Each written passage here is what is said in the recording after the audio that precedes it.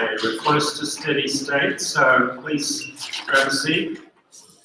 I'm Peter Fox, my privilege to introduce our first panel speaker for this morning, Barbara Ryan. I've known for a number of years now in a few different capacities, and I'm just going to give a brief intro so she can get going because her time is up and my time is up, and I'm really looking forward to hearing what she has to say. Barbara is the Director of the Secretariat for the Intergovernmental Group on Earth Observations, which is housed in Geneva in Switzerland. You've heard a lot about GEO already in this meeting.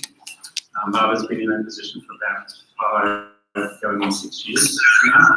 And under her leadership really has instilled that organisation.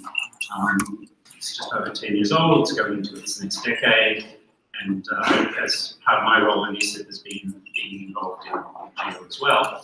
And I'm not going to tell you anything about GEO because she'll probably say quite a little bit about it, but Barb has a background in geology, SUNY Portland and USGS, and she chaired the Committee on Earth Observation Satellites and worked at WMO and gone to GEO.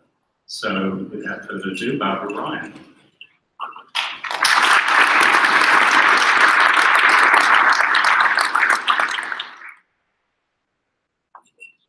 Thank you very much, Peter, and thanks to everyone. It's indeed a pleasure to be here and to kick off the new year.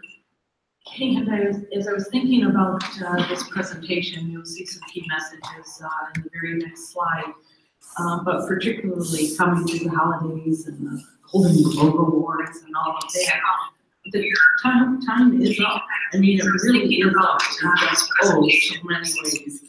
And so I thought that would be a good title for this particular talk.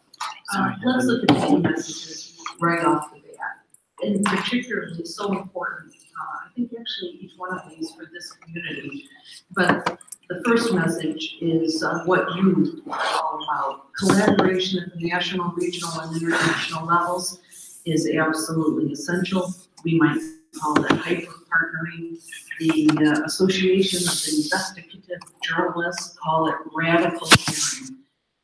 It really is just about sharing, of course, for us, data, knowledge, and information, which leads into the importance of broad open data policies. They absolutely must be advanced if we are going to leverage existing and planned investments in Earth observations and geospatial data. There have been tremendous accomplishments over the last 50 years with both space-based and in situ observations. I would argue, particularly on the terrestrial side, that's a key issue for us. But we are not there yet, and I think the progress that has been made in atmospheric observations could indeed serve as a model for terrestrial observations if we really want to achieve true Earth system modeling for societal benefit. And so I guess going back to the title of this talk, you could look at each one of these key messages and say, the time's up. When are we going to seriously tackle and do so collaboratively? So where are we in the group on Earth observations right now? 7 continents, 8 societal benefit areas, 12 years of operation, 60 work program activities. We've got 105 members. It was 57 or 58 or 59 when it started 12 years ago, mostly in the industrialized nations. But at 105 members, that's still only about half the United Nations member states, which are 194, 195. So while we're not a UN organization, as a country to join GEO, you must be recognized by the United Nations. 105 participating organizations, which is key for you. 165 data providers, and those 165 data providers actually provide information from something like 5,000 different catalogs, which then generate 400 million Earth resources. That's substantial progress. But let's really look into the role of these participating organizations, because like ESIP, you are coordinating a community yourself. And for any of these other 114 participating organizations, for us in GEO, we just need to be leveraging, not duplicating the coordination work that you are already doing. And so for us to be here, it is really about what do we have to be doing in GEO to better leverage the coordination that you are already doing. So some logos of those participating organizations, and clearly circled ESIP here. What we would like for actually each one of these participating organizations is a tagline. You know, we often talk about CS, the Committee on Earth Observation Satellites. Frank Killo's in the room for that. We call it the Space Coordination Arm of GEO. Percival's in the room from OGC. You know, it's kind of the standards coordination arm of GEO. Co-dated, Bob Chen's in the room. You're gonna see Peter Fox. You're gonna see folks like that in this room that we're working on specific data sharing activities with.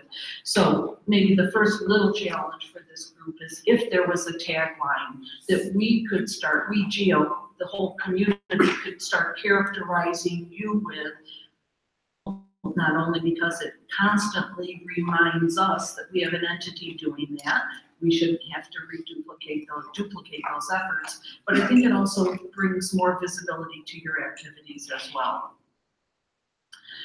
Let's go in. So that's the whole thing about hyper partnering or radical sharing.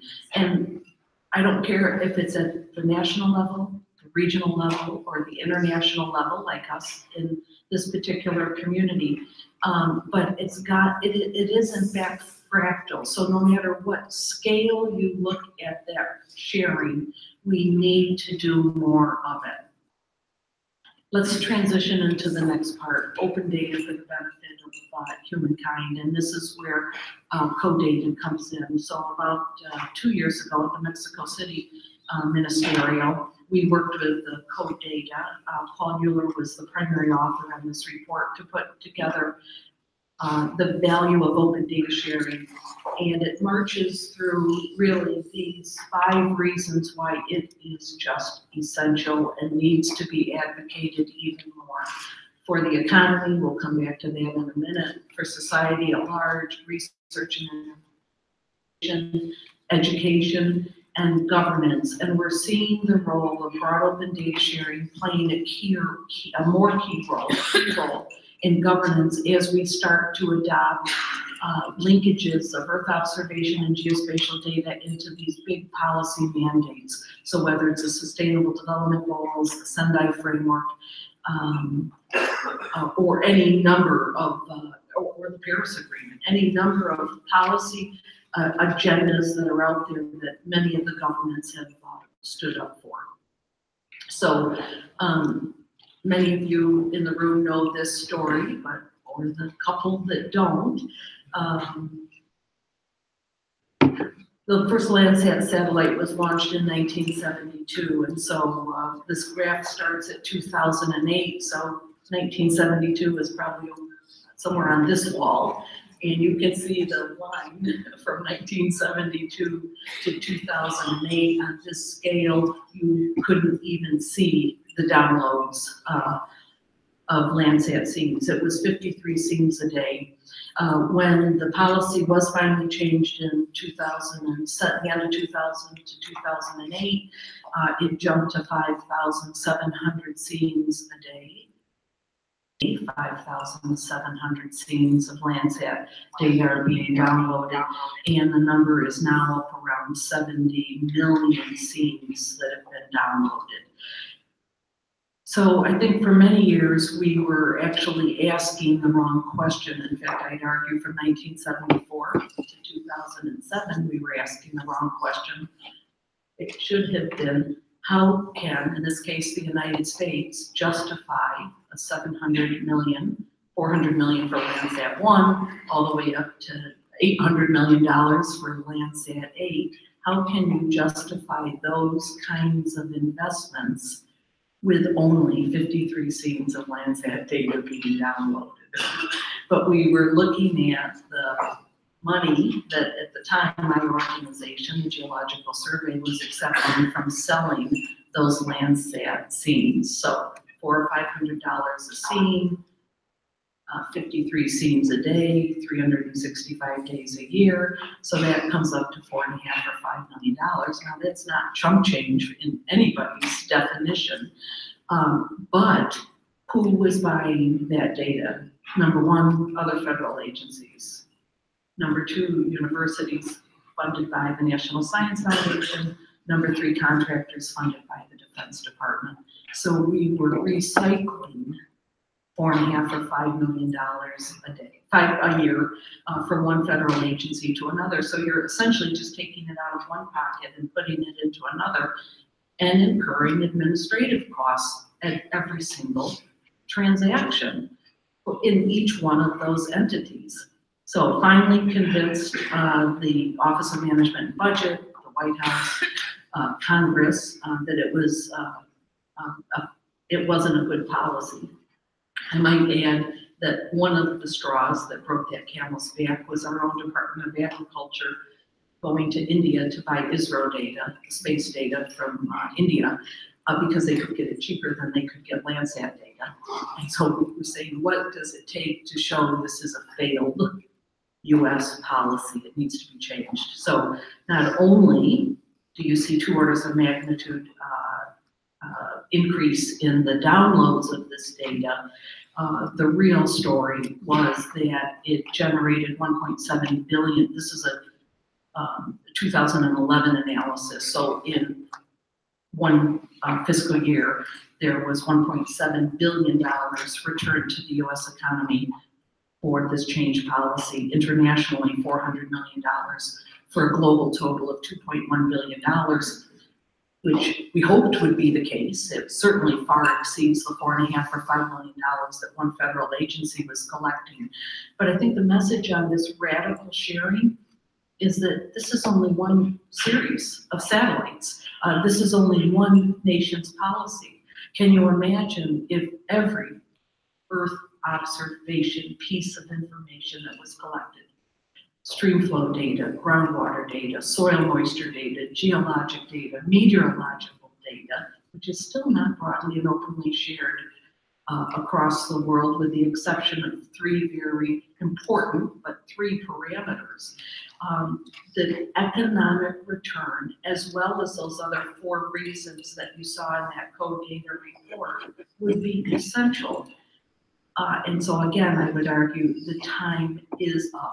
In Lawrence's remarks to you this morning, he said that China did come in before the Plenary and announce releasing data. That is exactly true. Of those 400 million resources, they came in with 1 million about 2 weeks before the Plenary. So things are changing, but we still have a long way to go. So radical sharing, broad open data. Let's go to the next key point about the progress that has been made, but still identify where there is more work to be done. Now on the order of maybe possibly more, to Brian to correct me, 300 civilian satellites, on the order of 1,000 different instruments that are housed on those satellites that are collecting data, different spatial frequencies, resolutions, different temporal resolutions, different spectral resolutions. So immense data that's being collected, but are we leveraging it to the greatest extent possible? There is absolutely improved coordination of data providers. Clearly, not only the work that we're doing in GEO, but CIAS with our space coordination arm is working that issue very strongly with other satellite providers.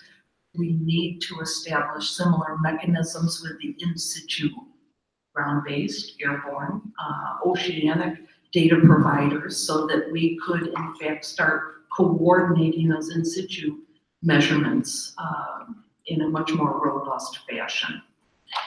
There is in fact an increased awareness and the use of Earth observations across all sectors and all industries. And let me just back up a little bit, because you'll hear me jump between Earth observation and geospatial data.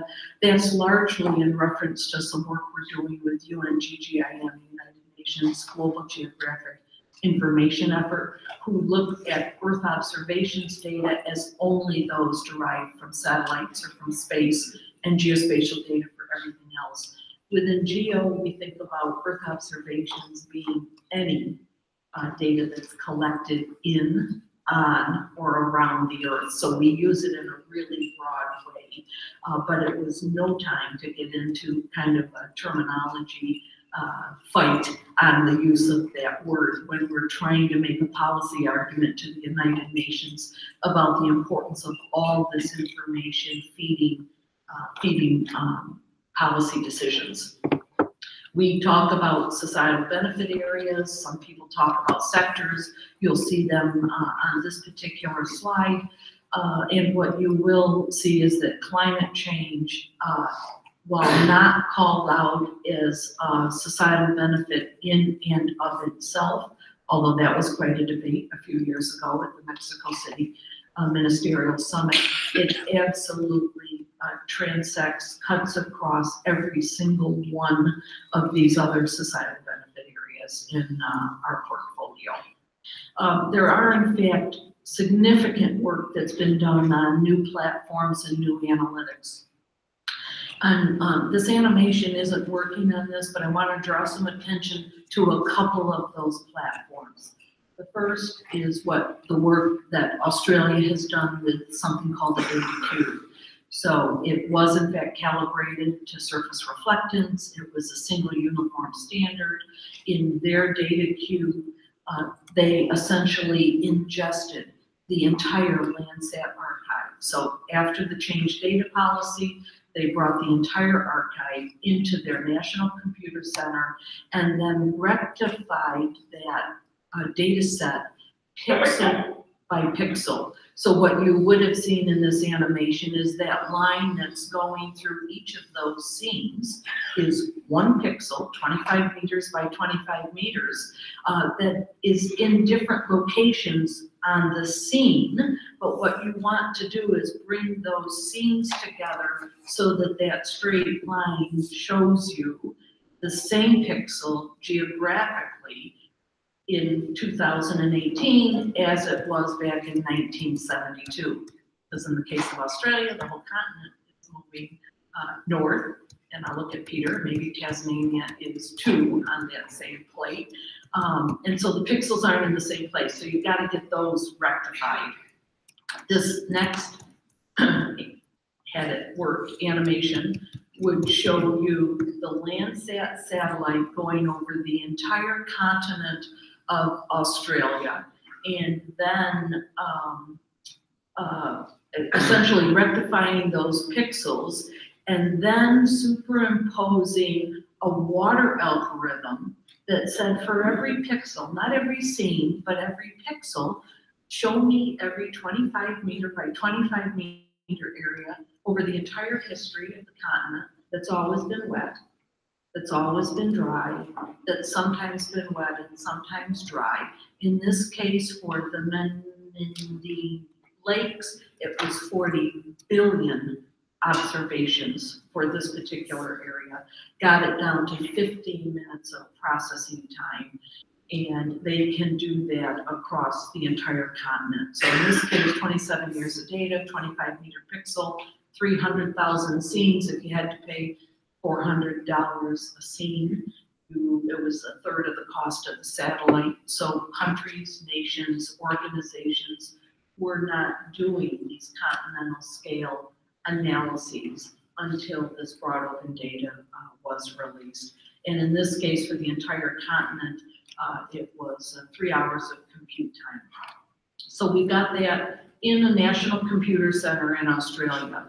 The Joint Research Center in Ispra, Italy, has done it globally also, but instead of bringing it into a National Computer Center, they've used Google Earth's engines, 60,000 computers around the world. So same thing, ingest the entire Landsat archive, use the processing of those 60,000 computers, and in this case, let's just look at the ponds north of Lubbock, Texas, because for anyone from that part of the world, you know that there were deliberate strategies that were put in place to put conservation ponds in. As you came into the 2000s, there were some concerns about how good that was or was not for the environment.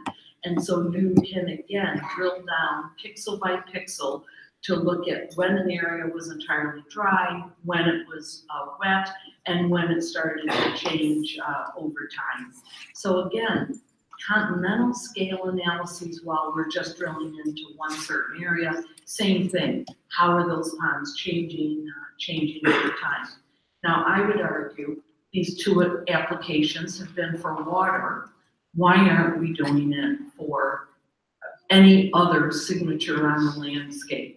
In some instances, we are. Again, we can look at the Joint Research Center in something called their Global Human Settlement Layer, where, and there's the web link for that, where they are essentially combining the night lights, I believe it's a NASA product, with population data. So the black areas, clearly uninhabited areas of the globe, and there's still a lot of that. The white areas are showing high density urban areas. The cyan or that bluish color are showing low density settlements and a lot of night lights. So those are relatively wealthy areas. And if you look real closely, you'll see the red areas are high density settlements and no night lights whatsoever. So there is not much infrastructure there. So relatively poor or less developed areas of the world. So you can, again, with that color scheme, start to drill down and see these changes over time on the globe.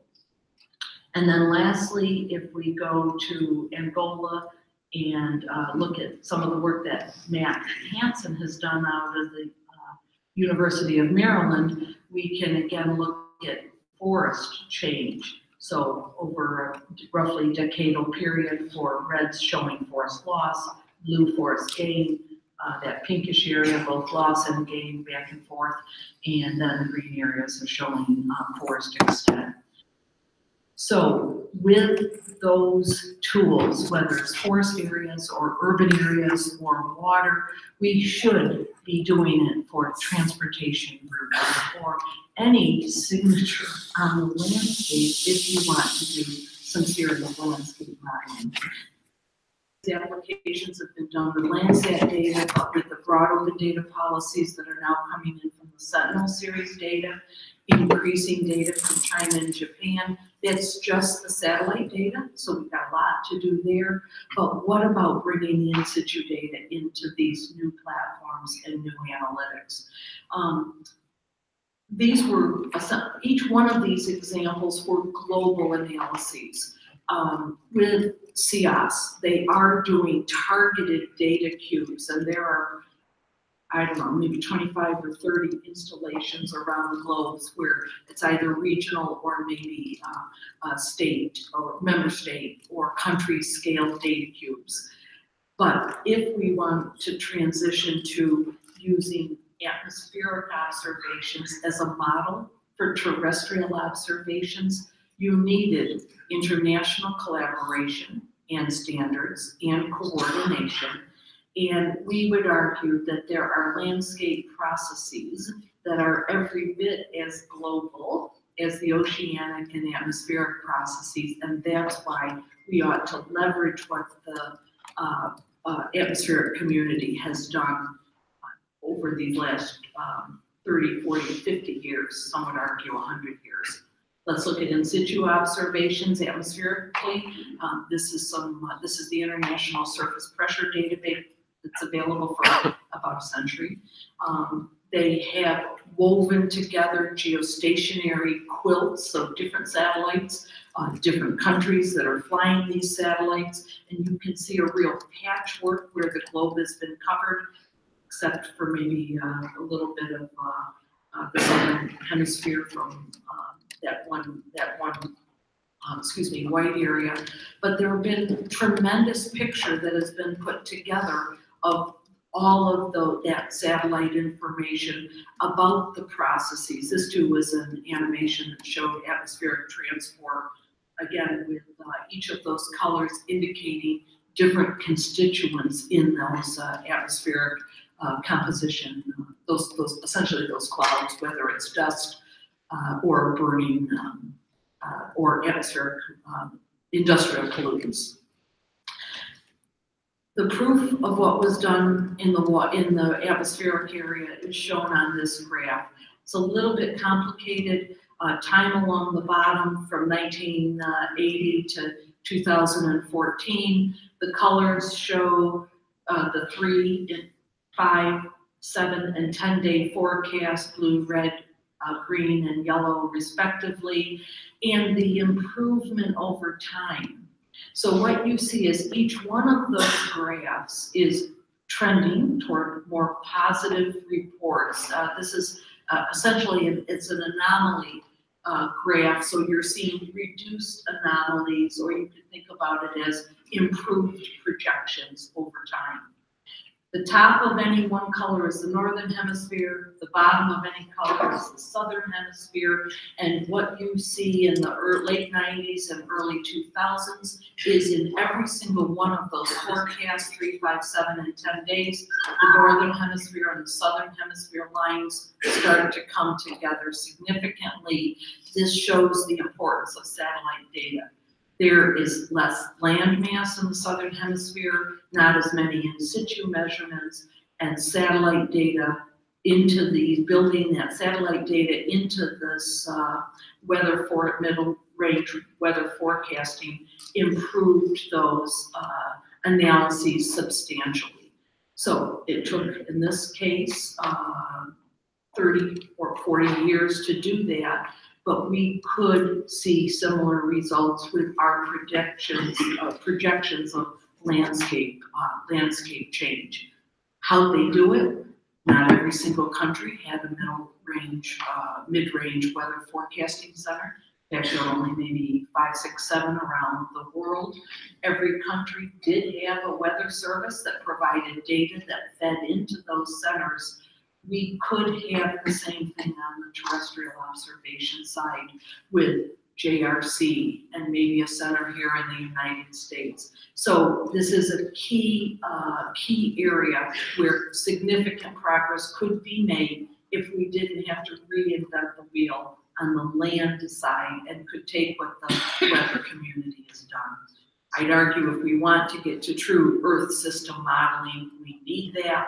We are doing everything that we can do to create this global Earth observation system of systems with better integrating space-based and in-situ data across each of those platforms that you see on this graph to the benefit of each of those societal benefit areas.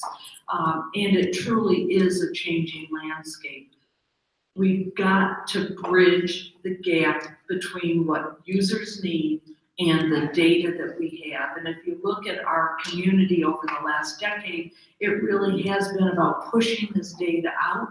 What we are seeing now is a pull for this information.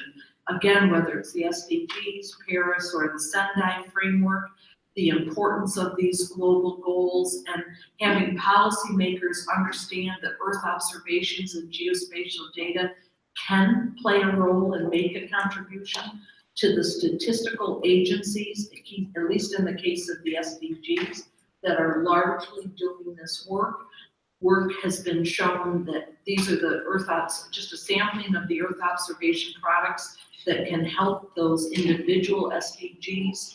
This report was just released that starts to show case studies for those Earth observations in those SDGs. We've got to do a better job of communicating this to those statistical agencies. And in the case of just one SDG, that's zero hunger, are in fact informed by work that the GeoClam team is doing with something called crop monitors, where you're actually showing across the world the state of those crops with some advance warning on the reason for good, healthy crops or poor crops. But we still have a way to go there. Just real quickly, if you look at that aggregation of wheat production forecasts for 3 years, 2010, 11, and 12, forecasts are in pink, prices in blue. There's an inverse relationship. When forecast is high, prices are low. This is, each of those graphs for each year is through the growing season. How come these graphs are so disparate? 2011 is the best, but look at 2010 and 2012 on how different our estimates were at the beginning of the growing season until the end. You would think that with the trillions of dollars that are going into agriculture globally, we could bring the same kind of benefit to agriculture and crop forecasting as we did with the 3, 5, 7, and 10-day weather forecasts. So the key messages are there. Again, we're fond of saying countries have borders, Earth observations don't, but I would like to end by the time is up. We really do need to move out on each one of those key messages, and we, GEO, would like to do that in partnership with you and your ESIP community. Thanks so much.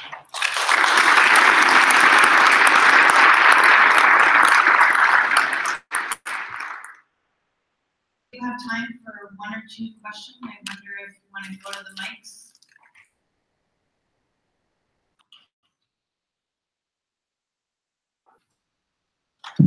There we go. Barbara, I'm Steve Young, EPA retired. Thanks for your talk. We've been seeing in the last few years this tremendous change with the private sector, constellations of very small Earth observing satellites, literally hundreds going up within the last several years. How is GEO viewing this private sector activities, and what's the strategy for engaging with those efforts? Yeah, thanks, Steve, for your question.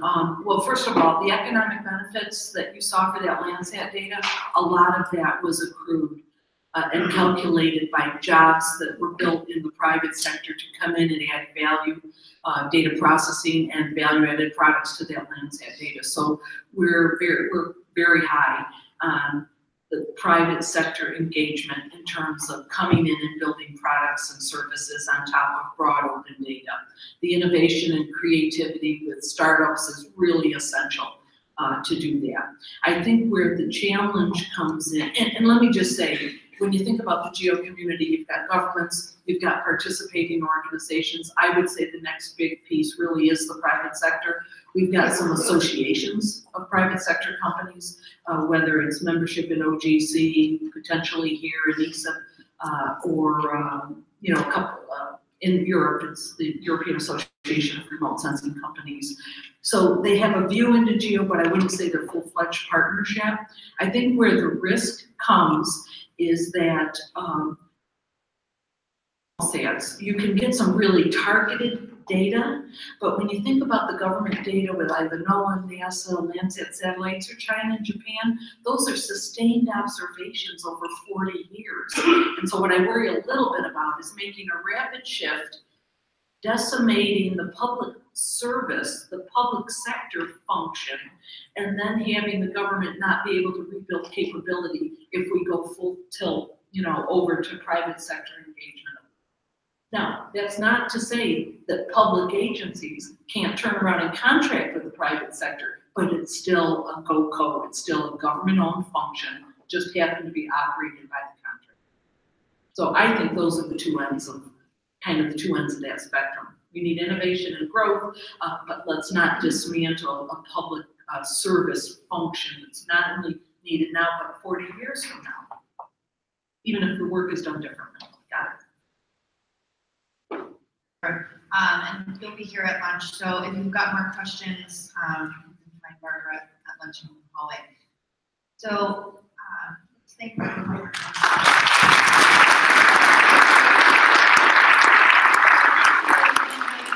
Baines up to introduce our next speaker.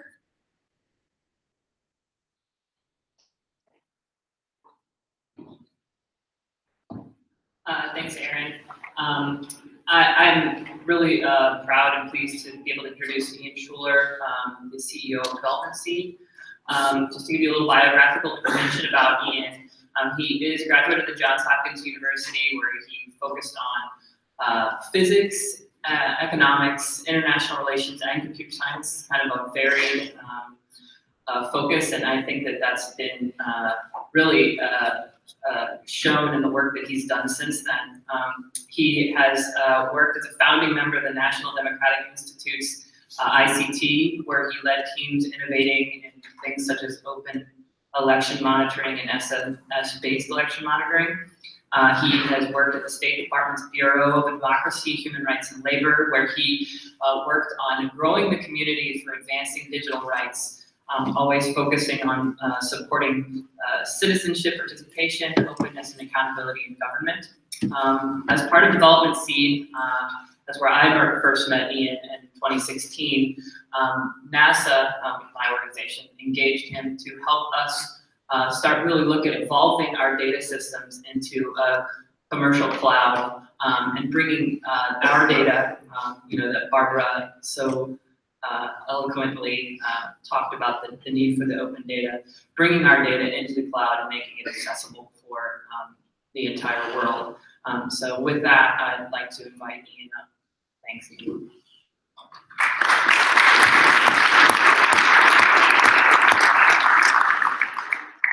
Thank you so much, Katie, for that introduction. It's been really fun working with you, and I've learned quite a bit about what it is like from the inside of the data sausage factory that you all participate in. 1 second here to the browser.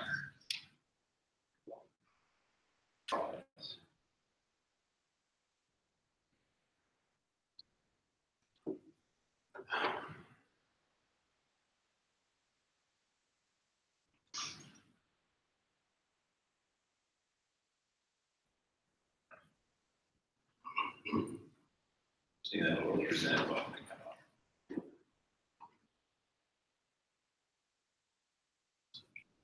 Cool.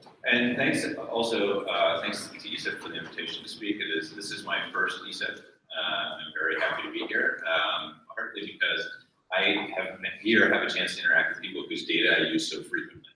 I am not on the data production or the science side of things. I'm more frequently working with the end consumers of that information. So Development Seed, most of what we do, apart from the work that we're doing with NASA, most of what we do is working with consumers of information. So building tools like tools for the Ministry of Energy in India to be able to track the progress of electrification through rural area parts of India, and to be able to look at a town-by-town basis on whether the projects they're funding are actually having the impact they're desired.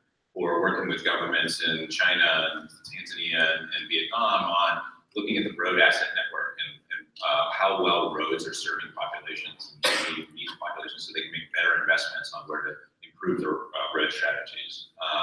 Or I think somebody yesterday mentioned Open Aerial Map, which is a really great project for by the Humanitarian Infantry Map team to source open imagery from satellites and drones around natural disasters to make sure that the people who are doing the work on the ground have the best map available, which Open Aerial Map is a project that we helped provide support for. So those are the sorts of things that I do. So I'm kind of a huge fanboy of all the things that many of you are doing. It's fun being in a room with people who are working on those data sources. I'm very happy to both be here to thank you for everything you're doing, and also to make some requests on the sorts of things that you could do that make my life easier, to make my life even easier currently. And I think what I want to talk about picks up really nicely from what Barbara had spoken about. Again, Barbara did such a nice job of laying out such a fantastic argument for why data needs to be open and available to the point that I feel like we almost, on my side, take that for granted. And it's important to remember that is not always necessarily the case. So I think where I'm going to go from where Barbara talked about is that user engagement. How do we really get data into the hands of users? An important constituency for that data that Barbara mentioned is UN itself and people who are running development efforts to be able to measure progress, and that's really the SDGs themselves. Another aspect of the UN effort to develop the SDGs was this notion of the data revolution. And that goes beyond how do we measure progress and toward how do we actually put data in the hands of end users and decision makers on the ground, local government officials, healthcare workers, farmers, teachers, so that they can make better decisions on a day-to-day basis and improve their lives. So not just measuring the progress, but making that data be the progress and be the driver of progress for those people. And that's really where I think our interests, the UN's interests, and the people in this room, all of our interests collide. I think everybody here wants to see your data being used by end decision makers to make their lives better and improve their lives. You want to see this woman in the field using your data to be to be growing better crops, to be providing for family better. I think that is the dream, and I think that dream is certainly more possible today than it was even a few years ago because of the widely available data that is around, the great increase in the amount and volume of data that's available, the resolution of the data that's available, increases in distribution and devices, phones that have more ability than they did a few years ago, cloud computing, which gives you tremendous ability to bring together resources and draw connections, and new processing methodologies, open source machine learning tools that give you more ability to draw out those insights that would be useful to someone on the ground. But I can tell you how she isn't accessing that data. She isn't downloading gigabytes of HDF files and doing her own bespoke analysis of agricultural outcomes. She isn't even downloading the data cube for the area of the world that she is living in right now and trying to find her pixel and exploring 17 years of Landsat data. She isn't even using your very well-intentioned portal with 600 data layers that each have 120 different metadata features on them. She isn't using any of those. There are people that are using them, but it is not her. So if you want to get to this person, if you want to get to that decision maker in the field, you need to be providing your data in a very different way. And I think that Anne did a really nice job of laying that out yesterday when she spoke about how this is being done in forestry response, that there's still that block of needing some sort of data wrangling analysis expert to take the data and turn it into a thing that can go to a decision maker. And that's really where I want to focus today. If she is using your data, it is because she is using it as part of some sort of purpose-built app that is telling her a thing that she needs to know. She is either using a weather app, she's using a precision agriculture app that is giving her information on irrigation or fertilization. She's using an app a market prediction app that will give her an idea based on vegetation health in her area, and population trends, what can she expect when she takes her goods to market. Those are the sorts of things that she's using. And in order for those things to exist, the data that drives those apps, the data that is behind that needs to be available to apps. And so essentially, if Siri can't access your data, it will not be part of the data revolution. So if your data is not organized in a way that Siri can get to it, or Alexa, or Google Assistant, or whatever Microsoft's thing is, Clippy or whatever they're using. If Clippy can't get to it, then she's not doing it. And that's, I think, a really important thing to keep in mind to the extent that we're interested in reaching that audience. Why is that hard? So this is Brahma Negro. She was at a SAT Summit, the last SAT Summit, talking about fact data. Our data is not just big. The data in this room isn't big. It is big. And Katie likes to remind us at most events that by 2022, NASA will be collecting 114 terabytes of data every day.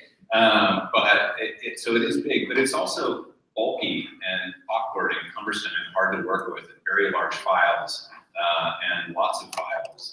And all of these things make it difficult for apps in particular, which are used to being very performant and people have experience that really expect to get things quickly. Those things don't always align very well. And so I wanted to give you a sense of what it could look like to have data that is app friendly. And for those of you who were at the GeoData Providers session in Florence last year, some of this will look familiar. This is a very simple app that Seth here. Seth, the guy in the red hat back there, built in about a day or so before the event in Florence. He spent about another day working on it to add a few new fun things in advance of this. But this is, if I can get to it. All right, let's see if I can make this work.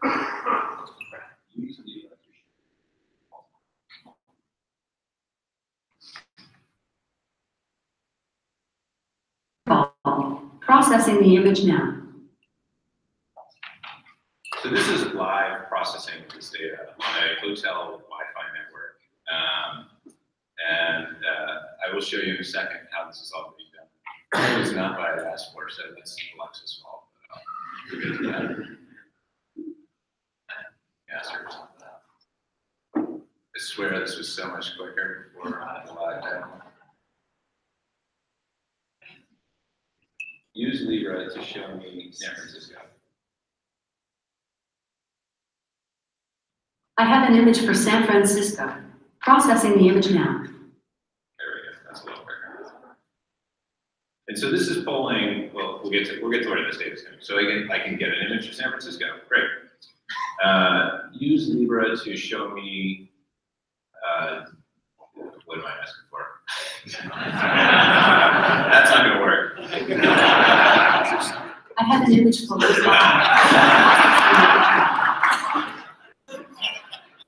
Sounds about right. How about use Libra to show me land water analysis in Montreal? There was a problem with the requested skills response. Use Libra to show me land water of Montreal. I think that one's in here. Is that in your set? Land water. Use Libra to show me NDVI San Francisco. I have an NDVI image for San Francisco. Processing the image now. There we go. What's the other one, Seth? Is it urban extent or is it land water? You might have said land water analysis. Okay. Anywhere, city, can somebody want to shout out a city so that you know I'm not just making up these places? Detroit. Love it. Land water analysis. Use Libra to show me land. I found a Telford land surveying in Lubbock. It's 1,439 scopes by the astronaut. It's every now and some 5 million horoscopes.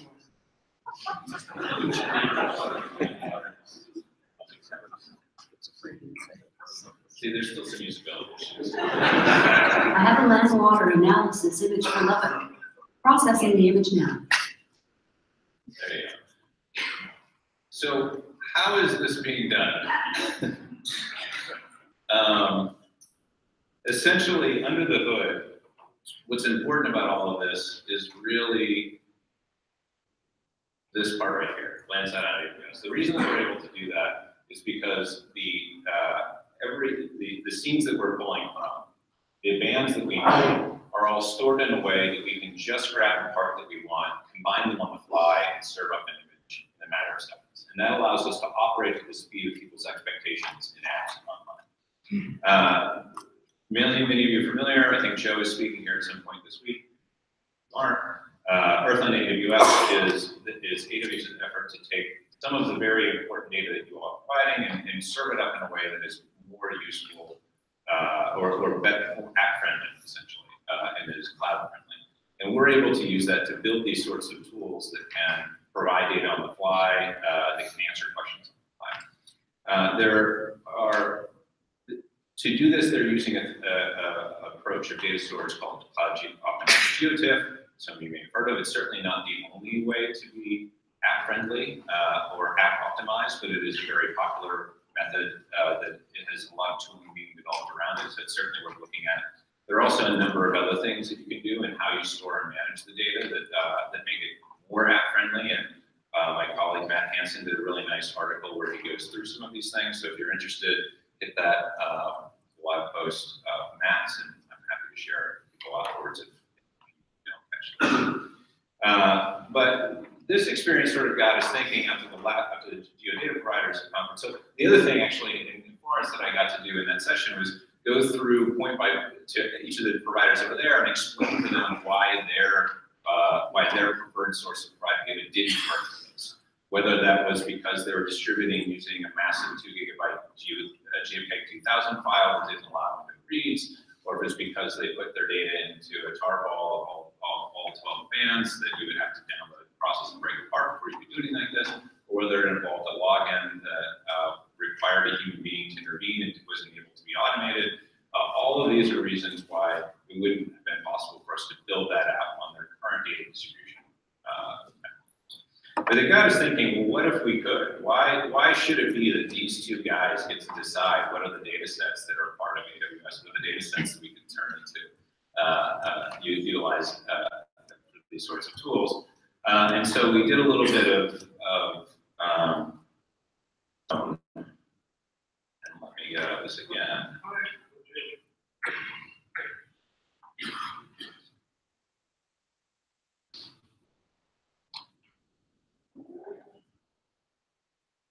Well, I hope you recover quickly.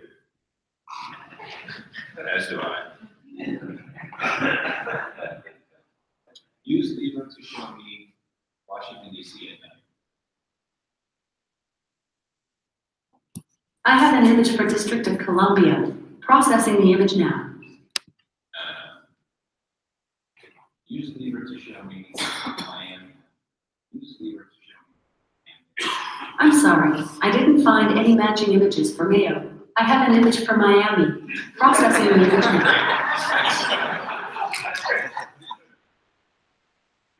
Use Libra to show me San Francisco. Okay. L horoscopes by the Astro Twins. All right, for time's sake, just believe what we've done here is we've basically taken Pierce data, which is not part of the Earth on AWS platform, and we've enabled that to be one of the data sources that we draw from. So I'm going to let you go, Alexa. Go back to. And the way that we did that was basically this box right here. We did it on our own. We used Cumulus, which is a tool that we'll talk about a bit. Katie will be talking about later this weekend, to take data from NOAA and build in some processes to turn it into a cloud-optimized geotiff and store it in a bucket. What Cumulus is basically a framework for ingest, processing, and archive distribution data. By distribution, very likely just creating endpoints for data that other things can plug into. So what we did is we used the Cumulus framework that we're developing with NASA and just set it up to be able to take Pierce data and put it into a bucket in a way that allows our Alexa app to be able to connect with it. And by we, I mean Seth again. So if you have any questions on how to do that, Seth is the guy to talk to. Cumulus, for those that are interested, is now open source. And by now open source, I mean kind of now open source and partly fully open source, and soon fully open source. The repos are all available. They're available at this place for those who are very interested at the Cumulus NASA GitHub organization. Very shortly, they will be on the official NASA GitHub, and at that point, they'll have more documentation and other information with them. So for most of you, I think it would be fine to wait until we publish official links. For those who are really, really excited about geeking out on this right away, for those of you, ESIP heard it first, here's the link where you can start to look at those repos before they move to the NASA site. But what's interesting about this and important about this, though, is a couple things. One is NASA and other data providers will be using Cumulus and other tools like it to move data holdings into the cloud. That is a thing that is going to happen. But just because things are moving into the cloud does not in and of themselves mean that they would be app-friendly or analysis-friendly, or that it provides, data being in the cloud provides a lot of opportunity for new ways of utilizing data and working with processing, but that doesn't mean it will have to be that way. In order for us to be really able to leverage that, we need to think about new ways of organizing, storing, and sharing. Two people from. Let me just pull it. So, well, she's doing that. For everybody on the phone, if you could please mute.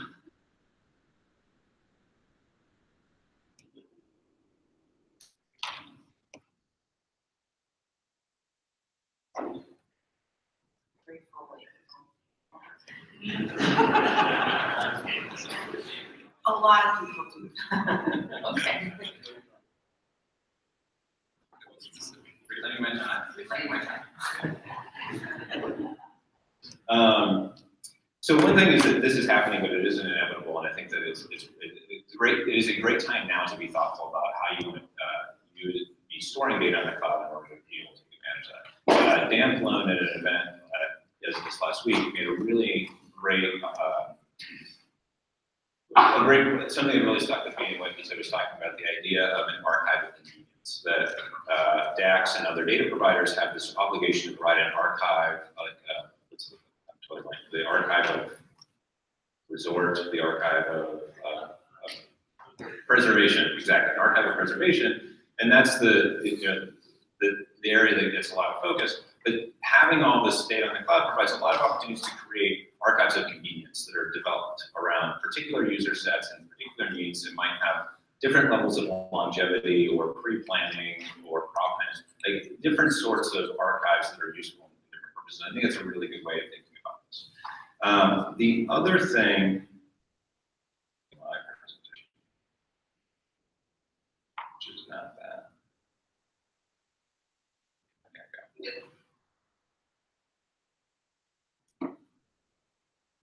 All right.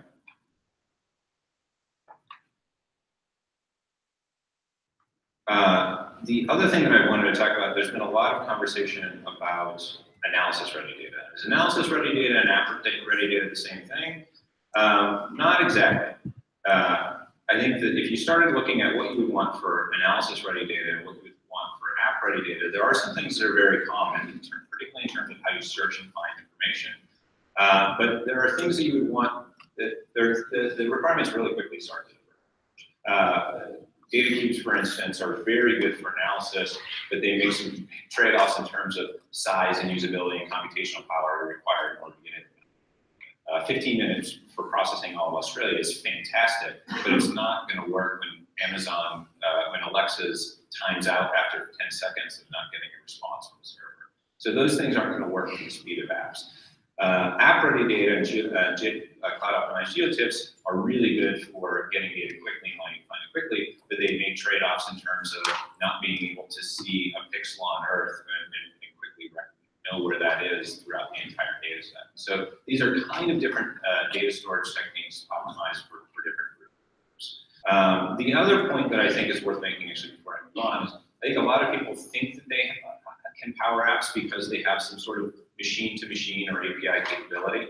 That in and of itself doesn't necessarily mean that you're building things that app developers need or that respond quickly or organized in a fashion that people can build on top of it. So again, happy to talk about that further as people are interested. The thing that we sort of realize though is if you start with a notion of, if you start with app optimized data, if you start with cloud optimized geotips or tiles or something of that nature, you can actually do some pretty impressive analysis on top of it. This is an example of a tool we developed called Skynet, which is an implementation of for this, I can tell who watched Terminator. Skynet is an implementation of a deep learning framework called SIGNet, which is segmentic segmentation for images. We basically made it easier to use that satellite. And so you can quickly spin up a machine learning process of detecting things. In this case, we're using it to detect roads. It pulls training data from OpenStreetMap. It pulls image tiles, image chips from tile imagery data, and it allows you to build a really good road prediction network model in a very short amount of time, and then to be able to use that to actually predict roads on the fly. So these roads weren't predicted in advance. This is as the tiles are loaded into browser, the road prediction model running on them in real time. So when you have data that is stored in an app-optimized way, you can actually do some really powerful analysis and really powerful application of that analysis. We've extended that framework beyond SegNet, and it's actually, for those of you who are in machine learning, in deep learning universe, releasing a tool later today called Label Maker, which is a way of essentially taking that idea of making it easier to do satellite-based machine learning and extending it across a range of different networks and machine learning frameworks. So Label Maker will be available later today, another ESIP launch. And so I guess the point that I would want to, the challenge that I would want to raise is if you are thinking about how you want to store data, if you know how your users are going to want to do analysis, even if you're thinking about analysis ready data, if you know how your users are going to be doing analysis, it makes a lot of sense to bake that into the way that you're representing it. For instance, if you know that your users are going to be concerned about a pixel on Earth, and that the majority of their uses are going to be built around that, then it really seems like it makes sense to build that representation into the way that you're storing the data itself. But what if your users don't always want that? What if you have folks like TerraPattern that are looking for things that look similar to other things on Earth and they don't really care where they are?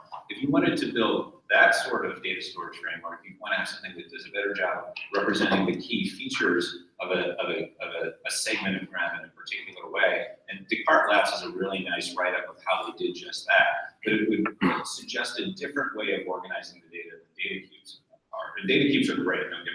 This is not a slight on data cubes, but I think it's the point I would want to make is if the less you know about how people are going to want to use the information, the more you strip that away, those assumptions away, the more analysis-ready data starts to look like app-ready data. And it fundamentally is small, likely, easily accessible pieces of information that can be combined in a more ad hoc way. Which brings us back to our end user in the field. I think as much as anything, I'm raising a question or a challenge that I don't necessarily have all the answers, but I would challenge you as you're thinking about how to engage these groups to actually engage them and go talk to them. And maybe you're talking to this woman in the field, or maybe you're talking to groups that are providing those services and tools for her. One great place to do that, to make one last plug, is an event called SAT Summit.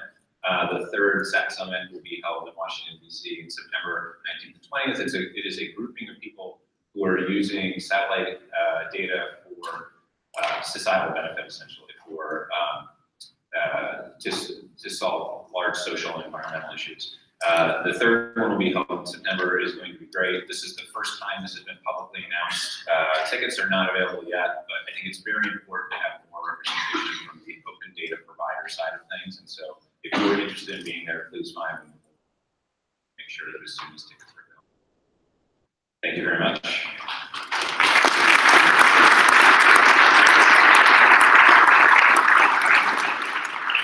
And go around the mic. We have time for a couple of questions. Anybody wants to pop up and ask a question? Maybe wants to ask Alexa or Siri. Yeah, I'm just going to refer all questions to Alexa. A lot of horoscopes. Wow. No questions. So thank you for that. That was very interesting. Beth Clowley, National Science Foundation. So you had mentioned Cumulus as a way to get data onto cloud resources. And then your diagram showed AWS Lambda, Amazon Web Services Lambda. But you had also pointed out that Cumulus was inadequate for enabling data for analysis and use. So are you, have you worked on general purpose solutions to enable that? I think you were getting at that. Yeah, it's a good more specifically. It could have been much more clear on that. Should I go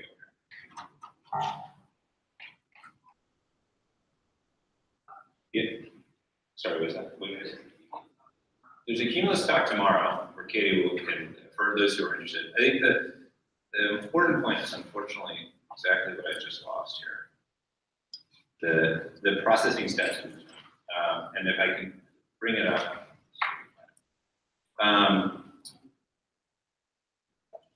Cumulus in and of itself will do what you tell it. It's a framework for ingesting data, processing it in some way that might be creating a higher level product, that might be extracting metadata, and then putting that in place where it can be found.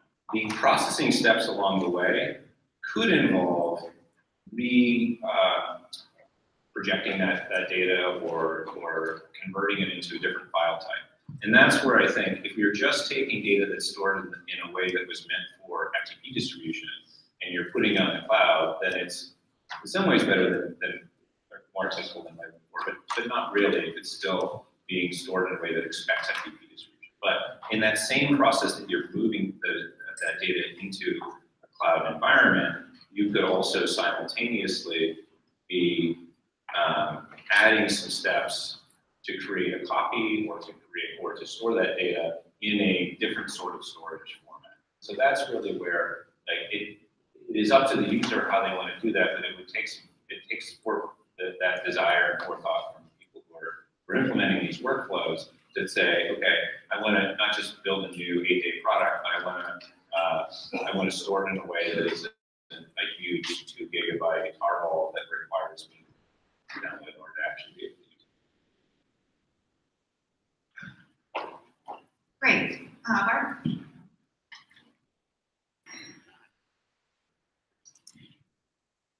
Ian, thanks, and great talk. Just for everybody in the room, when Ian talked about the data providers workshop in Florence, and showed that demo, or maybe it was Seth who was there, you could see that he was like the rock star of that workshop, so thanks, Ian. But I guess the question is, I think this is really interesting, this whole point about an archive of convenience versus an archive of preservation, because certainly from a public sector, public agency perspective, it has been all about preservation. For hundreds of years it's been about preservation.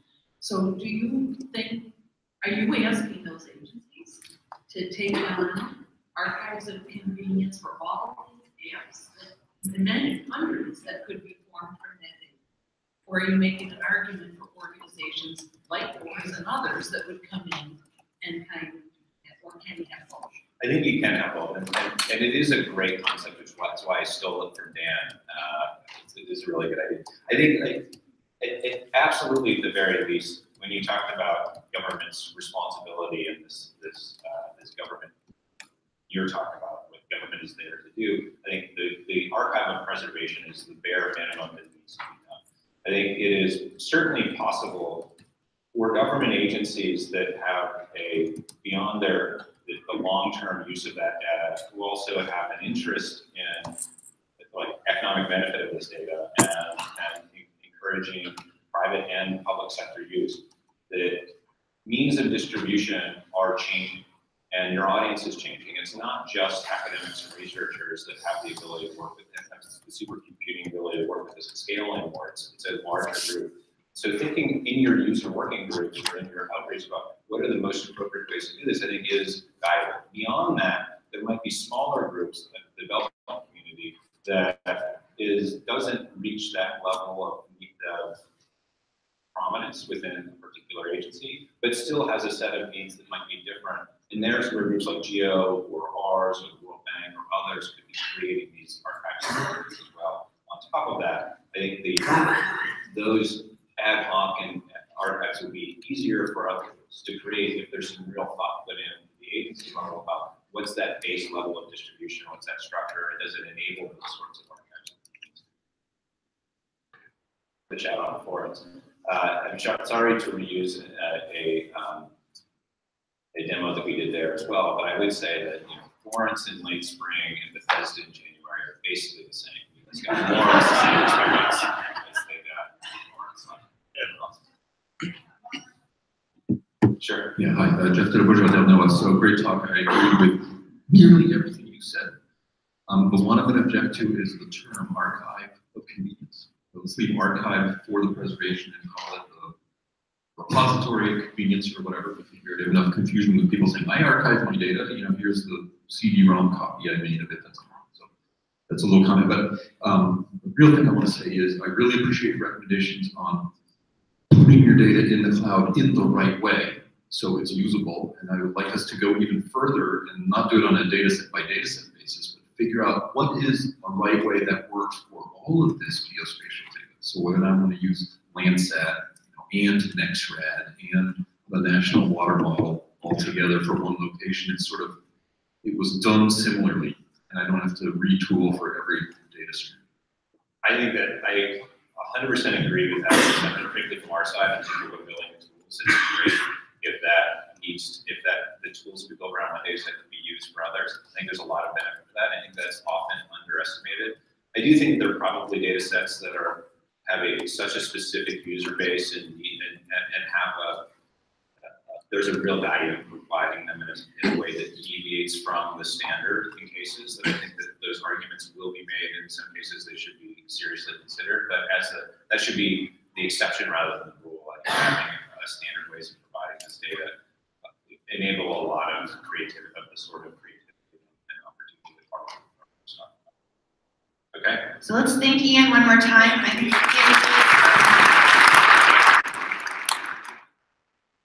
a lot of conversation, and Ian, you'll be around all afternoon. Yes, okay, super. So next, we're switching gears to a panel that's been planned by the Discovery Cluster. After the Information Quality Cluster did such a great job at the summer meeting, we started co-planning this plenary with clusters that feel like they have something to contribute to the theme. So I'd like to introduce Dave Neufeld. Dave is the product owner for a team of engineers developing science software at NOAA's National Centers for Environmental Information. He's also the Discovery Cluster Chair. So with that, I'll turn it over to you. Thank you, Erin.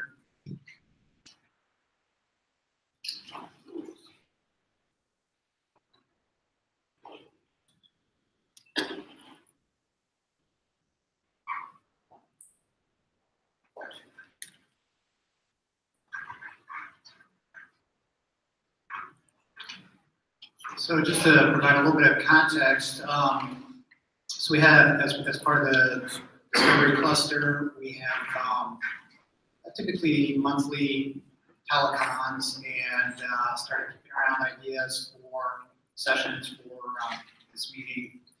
And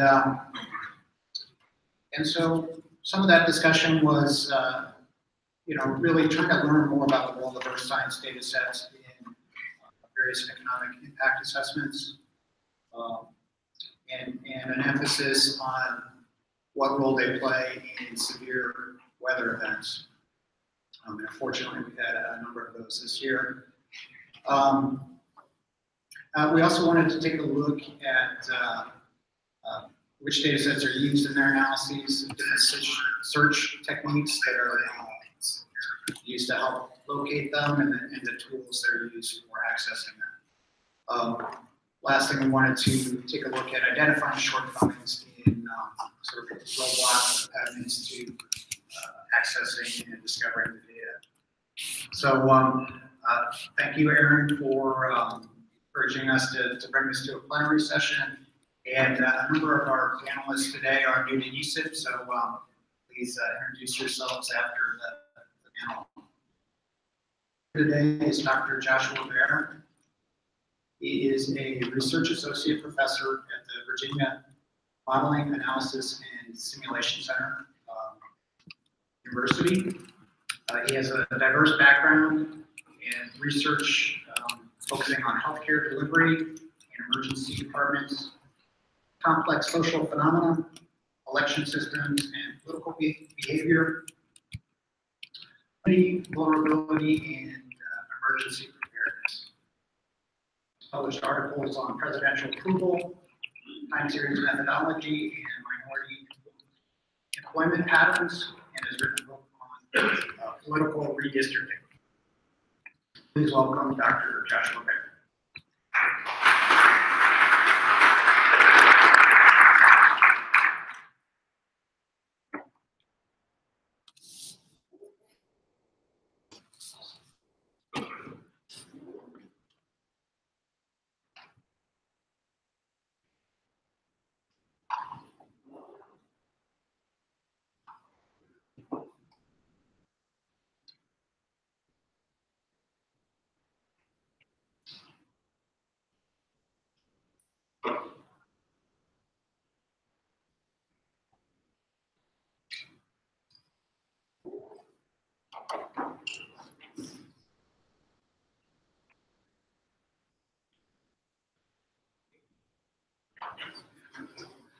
Thank you very much.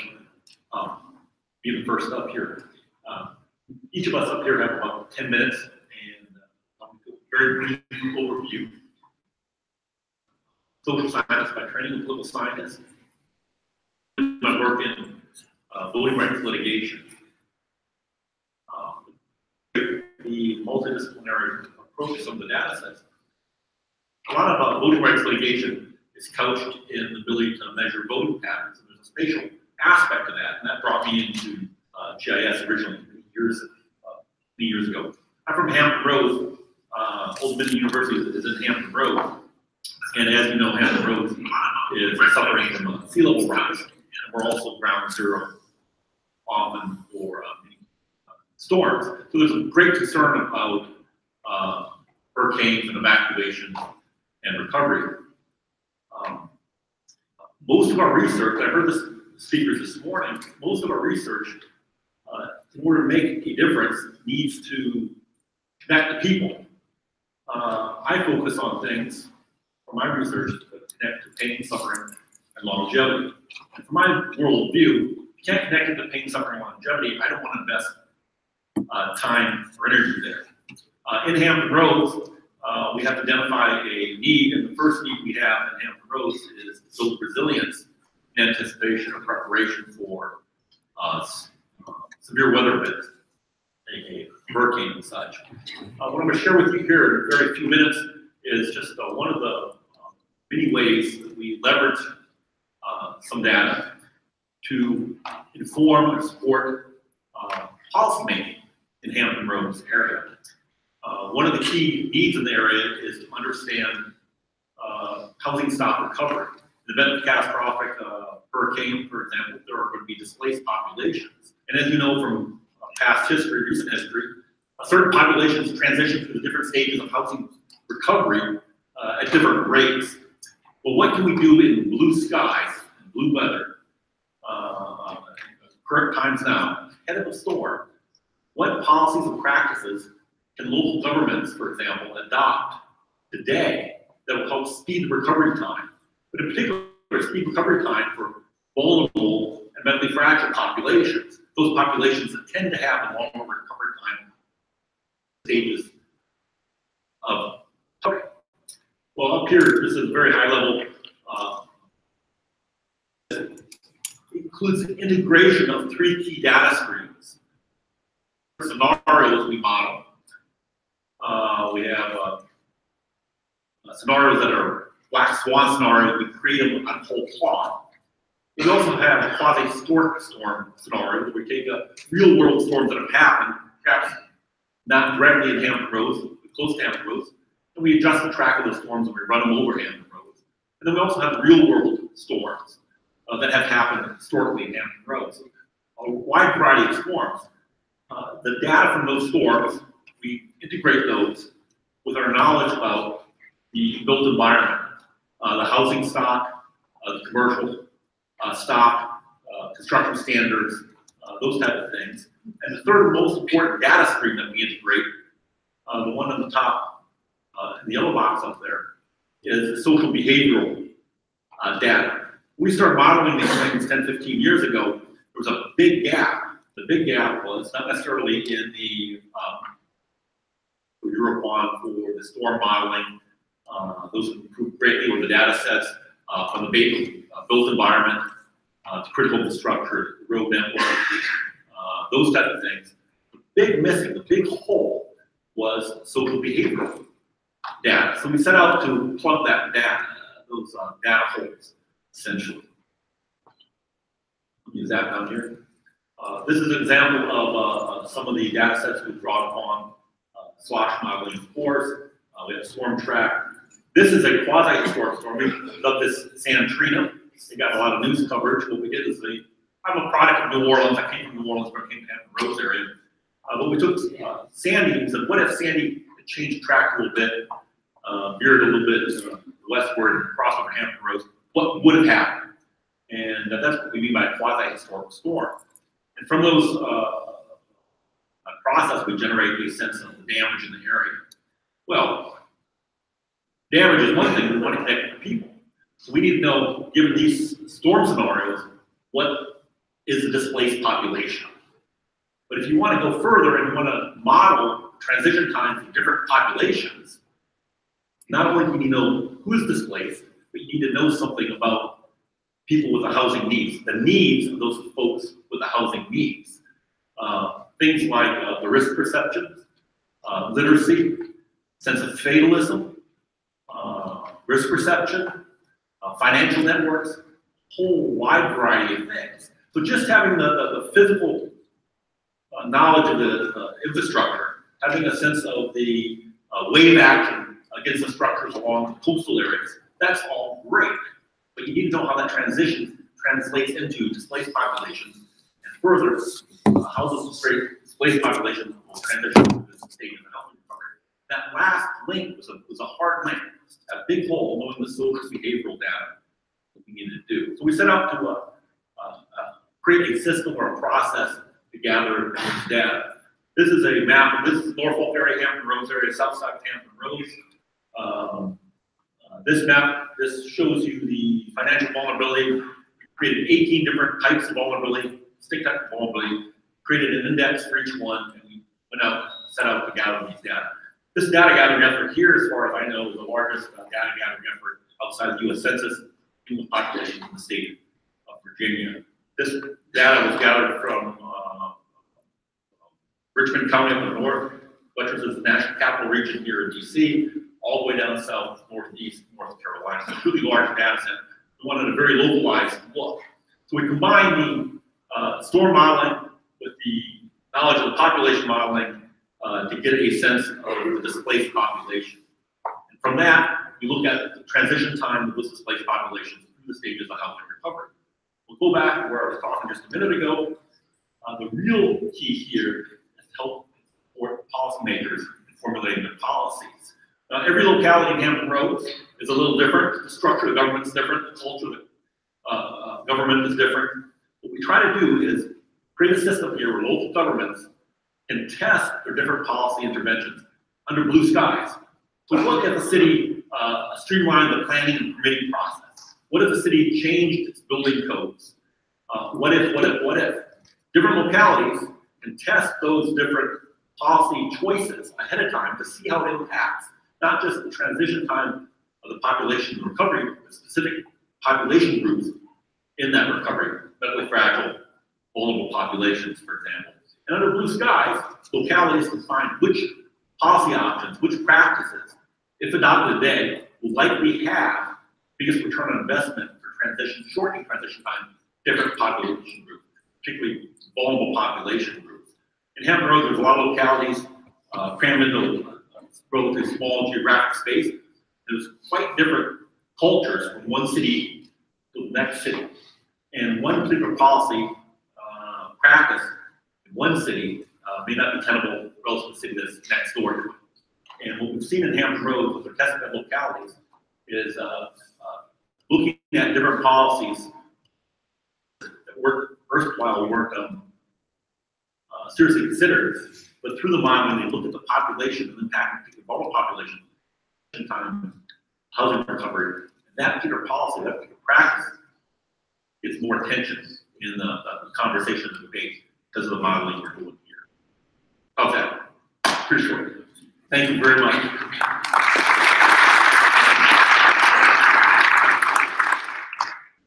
Great, thank you, Joshua. And we'll hold questions till the end. Now, our next speaker is Megan Robinson. Megan Robinson is the Executive Director of Collider, which is an innovation center focused on changing climate, and it's based in Asheville, North Carolina. The Collider is organizing ClimateCon, a conference bringing together thought leaders to explore and develop innovative, data-driven climate solutions. And Megan has earned her master's in public administration from Syracuse University and holds a master's of science from State University of New York. Please welcome Megan Robinson.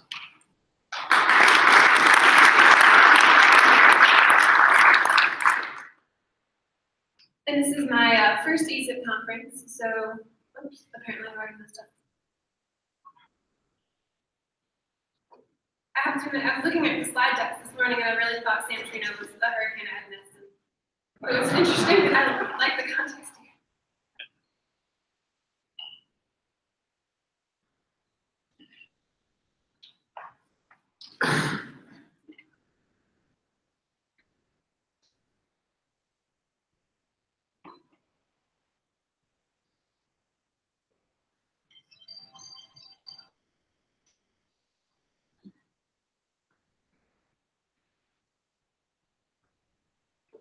And so as Dave mentioned, and from the Collider, we're organizing a conference called ClimateCon, and we've challenged all of the panelists to not use a slide deck. So I am personally taking on that challenge today. It's the first time I've done a presentation without one, so fingers crossed. Hurricanes Harvey, Irma, and Maria, combined with devastating western wildfires and other natural catastrophes, made 2017 the most expensive year on record for disasters in the United States. The disasters caused $306 billion in total damage in 2017, with 16 events that caused more than $1 billion in damage each. The bulk of the damage, at $265 billion, came from hurricanes. So now imagine you're an entrepreneur. You don't work for NOAA, you don't work for USGS or NASA, you've never worked in academia, you've never heard of ESIP, let alone attended an ESIP meeting, and you've never spent a day working with climate and earth science data. But you have an idea that could change the lives of thousands, that could make more resilient infrastructure and better informed decisions. Your idea might help individuals with respiratory illness understand how severe weather and climate impacts their health.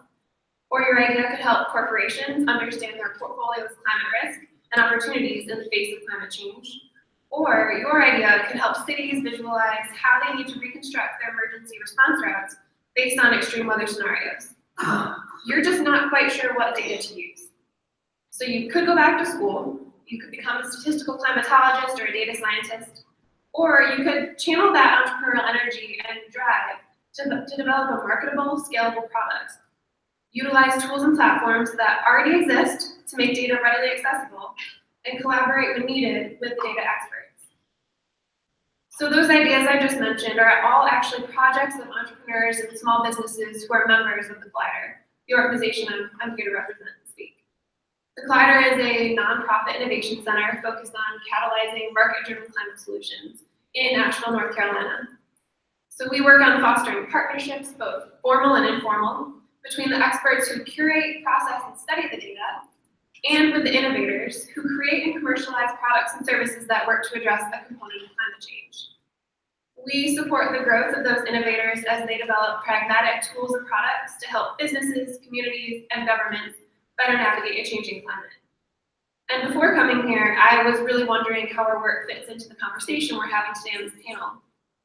But after thinking it through, the work that we do and help enable really increases the socioeconomic value of our science data, particularly weather and climate data, by growing the number of database products and services in the market.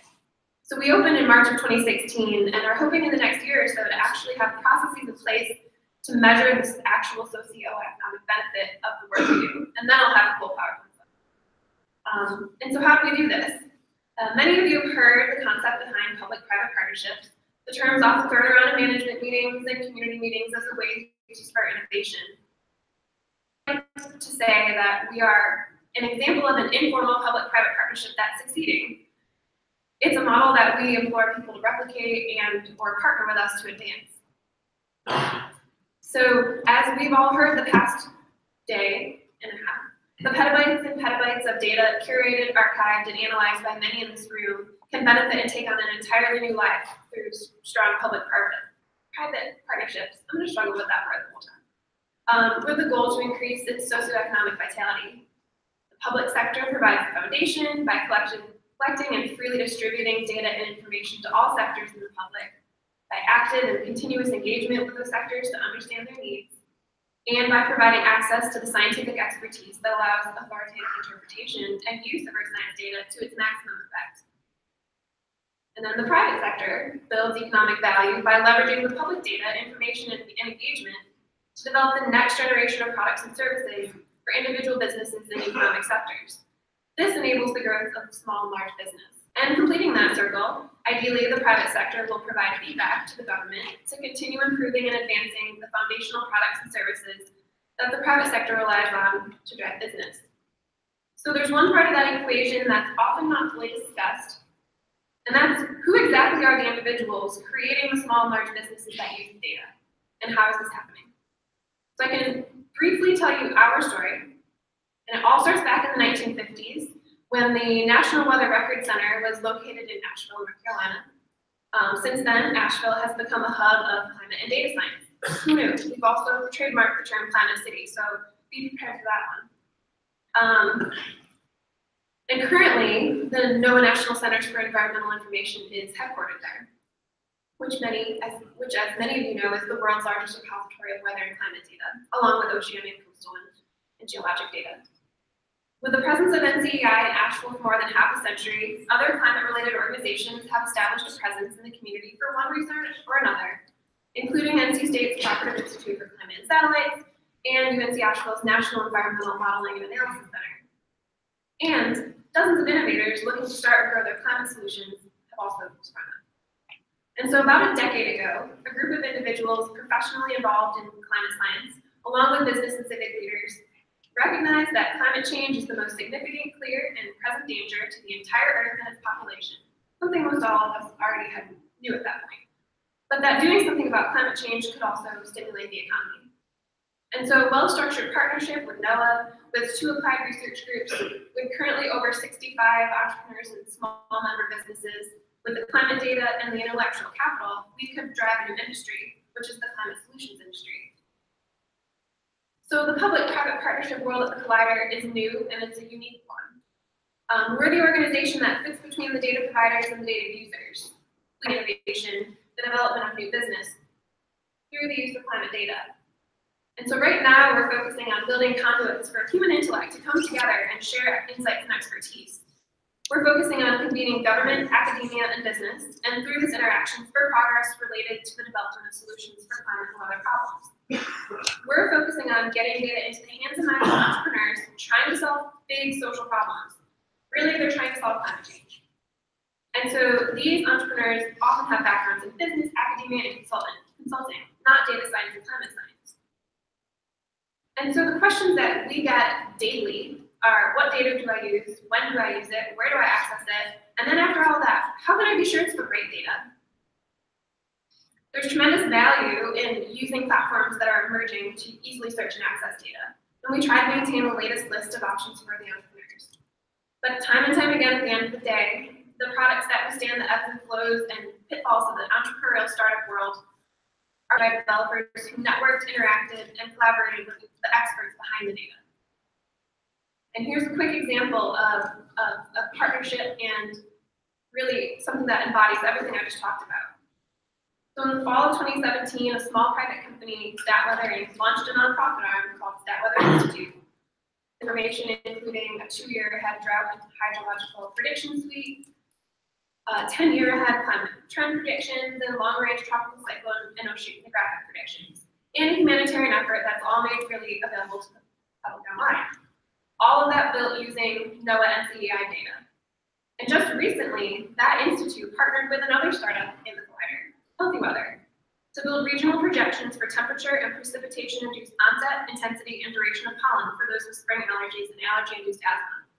There's literally an app that you can use Siri to find this app and to pull it up, and someone who has asthma like myself can use it to understand when I'm most likely going to have an asthma attack based on the climate and weather in the region I am and in the future.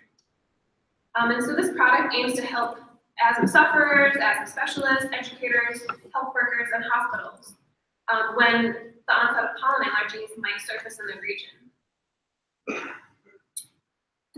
And that all started with data and evolved through innovative thinking and applications of the data by entrepreneurs.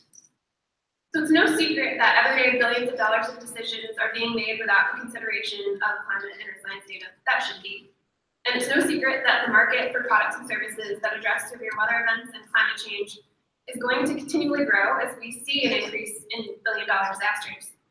So today at the Collider, we're investigating the value of launching a formal climate solutions accelerator with a fund to invest and bring entrepreneurs to connect them with data experts who are interested in designing and scaling products that are built off of climate and earth science data. This would increase our ability to connect and expand our programming to more entrepreneurs across the world. And so clearly today, my presentation, which I have about 30 seconds left, I'm not here to provide the answers. I just wanted to continue the conversation and really build off some of the presentations we heard prior to mine. This data community needs to be ready to work with the entrepreneurial community. The partnerships can help our broader communities, help business, and help individuals. And so, ending, the valuable socioeconomic benefits of these partnerships and of what we're doing at the Collider is something I personally, and I think our entire world would love to see more of in order to effectively address weather and climate changes. So, thank you.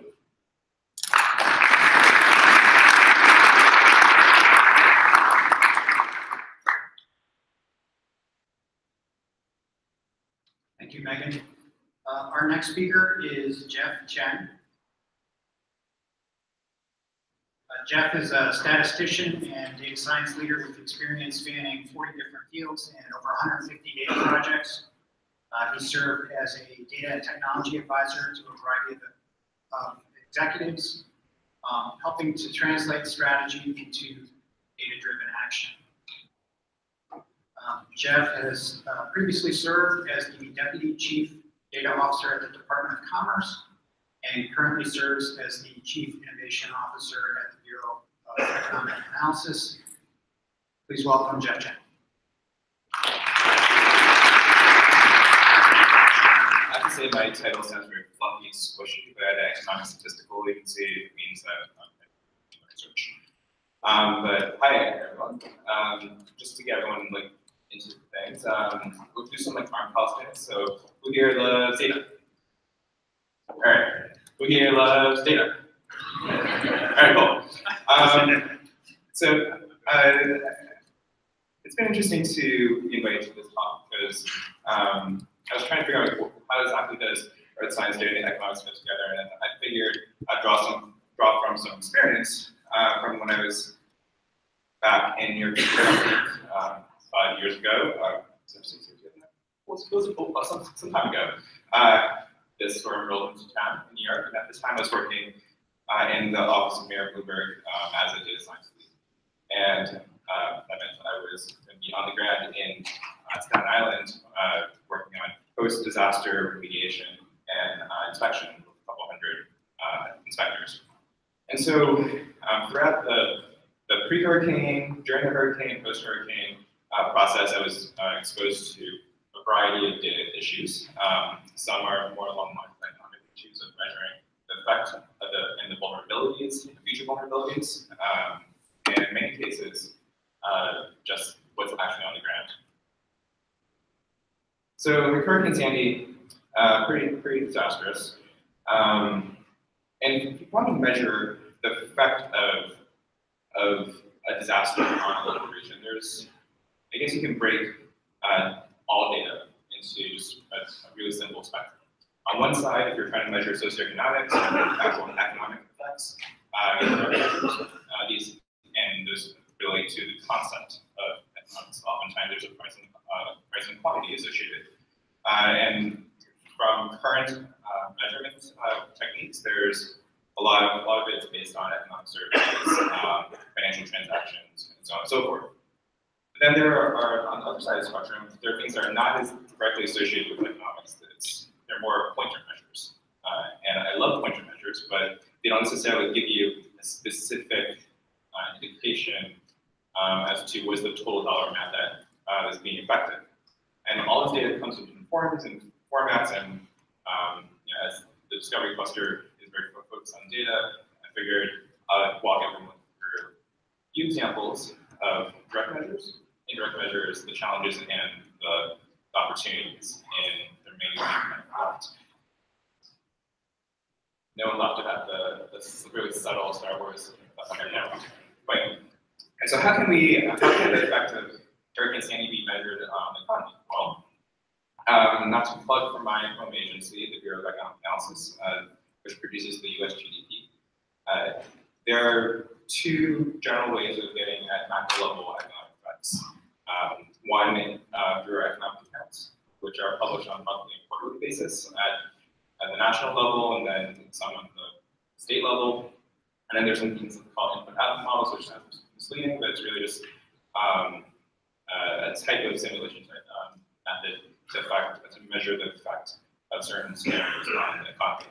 On the top one, we release these estimates of economic activity, the effects of different events on a quarterly basis, oftentimes through press releases, but then we have power user data that is tabular data that is oriented at investors and analysts in general. Not really high frequency sort of stuff. But for instance, right after Hurricane Sandy, you get measure private fixed assets, which are really like residential homes. We estimate the initial damage to be about 35.8 billion. That fluctuates depending on sources of information, but that's a point estimate. But on the scenario side, we have input-output models that are pay a $250 fee, which is pretty cheap. But you can get access to a series of models that can calculate the sort of effects based on different scenarios on the ground. That's great and all, and I love plugging for my home agency, but the thing is that our data is not really frequent.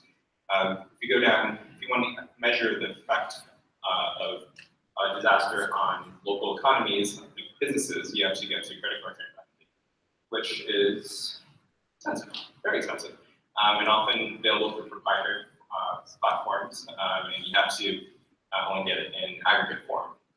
But nonetheless, we have that data. And for looking at New York, New Jersey, the two affected areas, New York, you don't really see a major effect there in terms of transaction volume, but New Jersey took a hit and the seasonality pattern changes. Data, again, usually tabular, very institutional investment sort of audience built into that sort of data. Now, what if you want to take more like a hyper-local perspective? In local government, a big part of the government's responsibility is to clean up. And oftentimes after a disaster, there's going to be crazy amount of branches and trees and all sorts of junk left on the streets. And so in New York, there's something called 311, where residents, 8.5 million residents, can call, make a request to clean something up. And in this case, we're talking about anything having to do with tree. And that doesn't give you the economic estimate, but it gives you the quantity, which is one part of the overall estimate. And that gives you the government cost associated with a disaster. The data available versus product, it's a far cry from the sort of amazing things that I've seen that Thomas Huang has done out of JPL. Surprise does not match that, but gives you the data in an easy format to more pointer measures. And I didn't measure the right way. But really, this is supposed to be data from ties with current data from, and I love NOAA's water level data. And one of the things we were trying to use this data for when we were in the mayor's office was to figure out precisely when did the storm surge hit in different parts of the region. And unfortunately, again, the random lines in there. It tells you like when the peak is. In some cases, it gives you an indication of how high it really got. Sandy Hook, for instance, you might imagine that got wiped out. But everything else, it's a pointer in time, but it doesn't give you the measure of an economic measure. Remote sense products. Love these things. I love NDVI indices. I love looking at these. For instance, like the USGS Science Base, looking at the Marsh change data that's listed in that catalog. Really informative to see what happens before and after associated with sea level, with seawater inundation. But how does that translate? It's not that clear. The crop layer, which is not associated with Hurricane Sandy at all, but you have some indication of what's going on the ground and what kind of crops are being planted. That might get a quantity, but you need a good transfer model to do that. So what are the challenges and what are opportunities? On the challenges, I think the biggest barrier is not really the data accessibility for economists. It's more of the knowledge barrier. We don't really, I'm not an economist by trade, but I used to be. And the problem is that for most of economics, a lot of remote sensed information, it doesn't really fit into the frameworks. They don't know what to do with pixel value, for instance. Also, the causal linkages aren't really built into economic theory. So it's a tricky thing to weave it all together. But there are opportunities. In private sector, private industry, there is a big room with alternative data. Rather than providing remote sensed or earth science data to to improve the estimates of what's going on the ground. There are a lot of firms that are deriving data sets from remote sensing data products, but translating them into units that make sense for economists and investors. So, for instance, I'm sure we all know about Space Snow and Orbital Insight and all these other companies. They're using deep learning methods to count cars, to count things on the ground, which in theory fit into the quantity aspect of economics that is so desperately needed to produce a strong economic estimate. There's a lot of opportunity here. If anyone has any ideas for how to incorporate remote sense products into estimation of disasters at my home agency, please let me know. Thank you.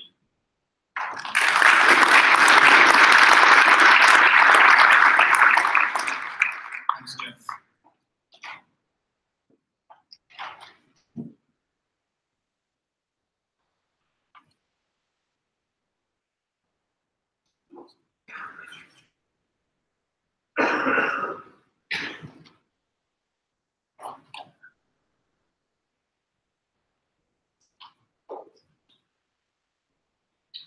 Okay, so first thing, I haven't seen the latest Star Wars movie, so please, no spoilers if we're talking over lunch. Our next speaker is Dr. Robert Downs. He serves as a senior digital archivist and is the acting head of the cyber infrastructure and informatics research and development at CSUN, which is a research data center of Columbia University. He has a PhD in information management, very active in the earth science community, where he's currently serving on a number of boards and committees, including as a co-leader of the GEOS Evolved Data Management Principles team, as well as being co-chair of the Research Data Alliance interest group on repository platforms for research data. Please welcome Bob Downs.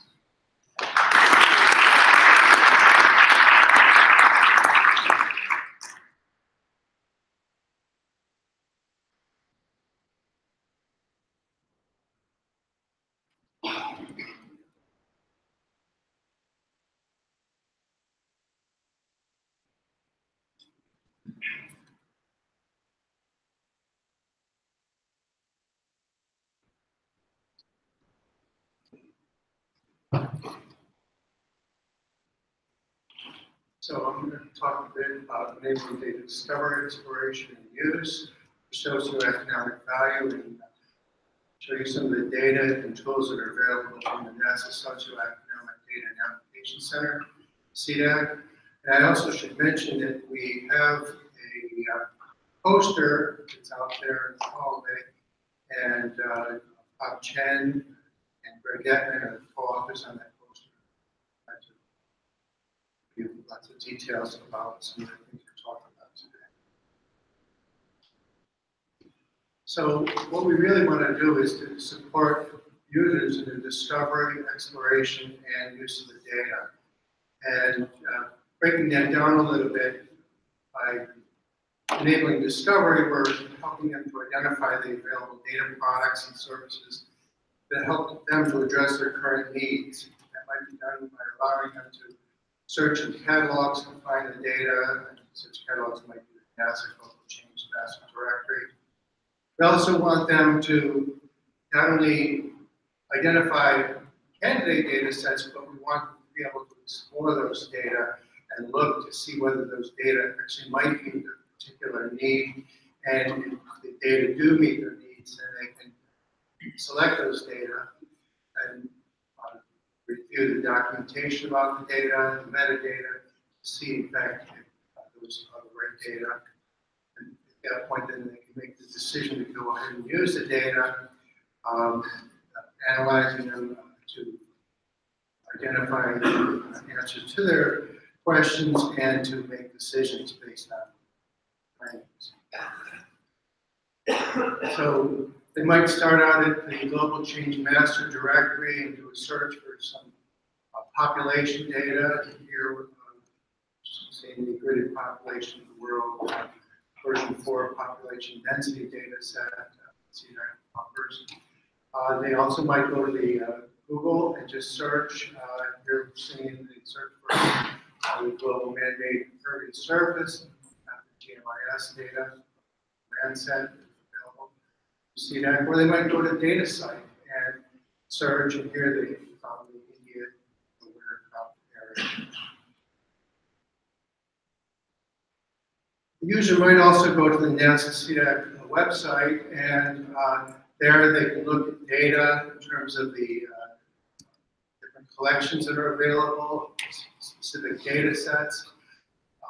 They might also just browse at the different themes. Here you see we have a variety of themes: agriculture, health, hazards, land use, poverty, urban and water, and others.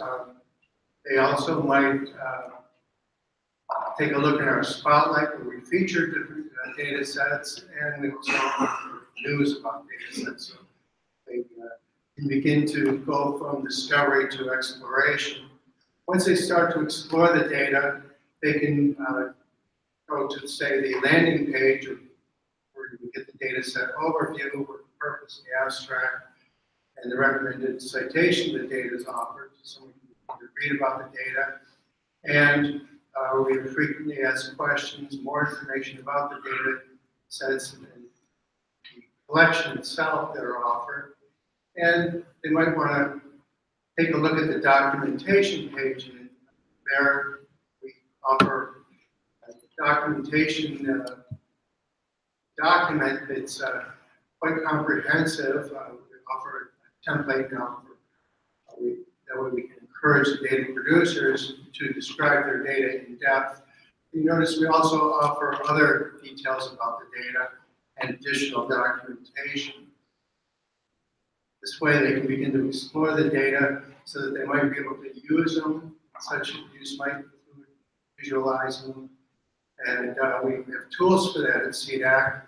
And so we're looking here at the CDAC Hazards Mapper, and it's showing you the wildfires in December. And we also have the CDAC Map Viewer, which enables you to put in 4 different layers at the same time and take a look at a specific location. And we have the HazPop app that's for iOS. So if you have an iPhone or iPad, you can download that. And all of our data at CDAC are free. And so if you're using the CDAC Hazards Mapper, here you can look at the earthquakes for the last 7 days, and we see yesterday's 7.6 magnitude earthquake just off the coast of Honduras. We also have the global reservoir and dams data available through the CDAC Hazards Mapper, so you can focus on them. Looking at possible scenarios here, we might think about emergency planning. So there we would identify a population at risk, say from a nuclear power plant event. We want to be prepared, so we would want to estimate the needs for relocation and health care for that. And so we might use the CDAC Hazards Mapper to identify nuclear power plants, and we can begin to focus on particular plant of interest. Here we're looking at the Indian Point nuclear power plant, and at the population within a 100-kilometer radius. And you see we have over 20 million people in that area that would be potentially at risk. Looking at another user scenario, you could think about the population that are at risk from wildfires. This way we could estimate the population that might need to be evacuated. Here, using the CDAC Hazards Mapper, we're looking at fires during December. Fires reported for the last 48 hours. We can begin to drill down and see the December Thomas fire in California. And We might also use the disaster dashboard that's available from Storm Center, the Geo Collaborate tool. And this is an example of a collaboration, an ESIP collaboration effort between Storm Center, the Multi-State Fleet Response Working Group, and SEAC to enabling users to use the population estimation service to identify the population at risk in that area. Drill down a little bit and see the estimated population at risk from those fires. Anyway, thank you very much.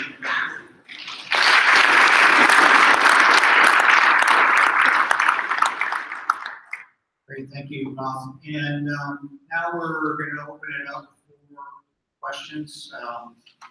Please introduce yourself, and if you'd like to direct it towards one of the panelists first, that might be helpful to kick off the discussion.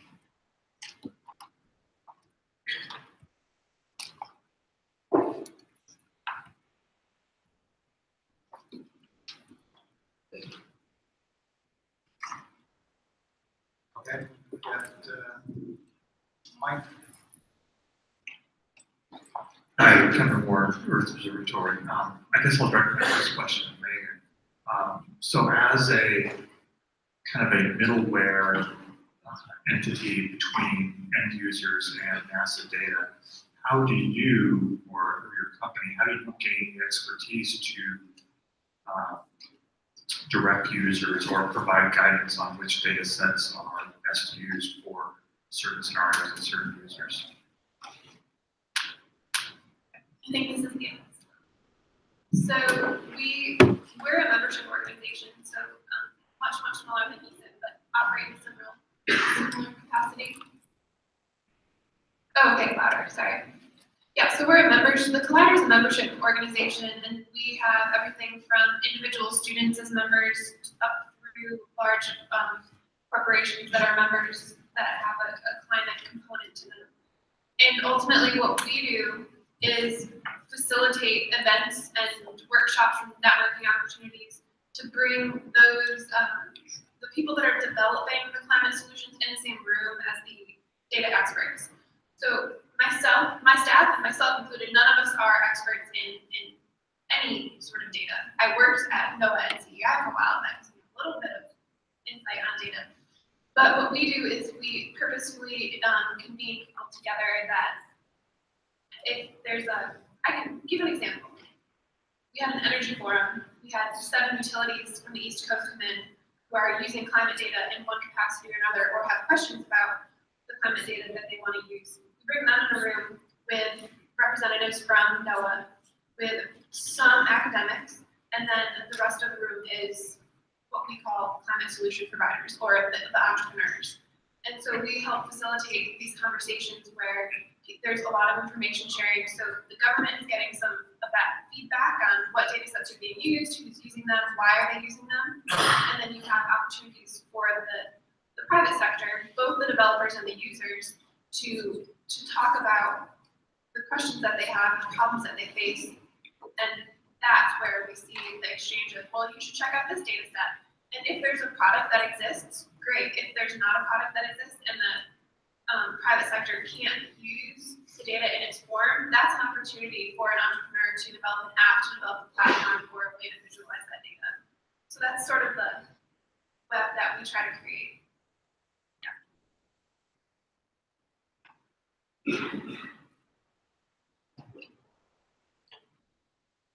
Thank you for all the wonderful talks. I think this question is directed to Jeff. I totally agree with what you mentioned about the data challenges.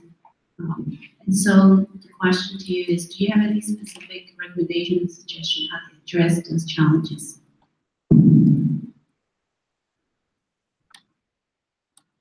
That's a tough one. And I think, at least when years ago I was working with NASA and STD, and my main job was to figure out giving information what is a good strategy to contextualize. And I think it go 2 different ways.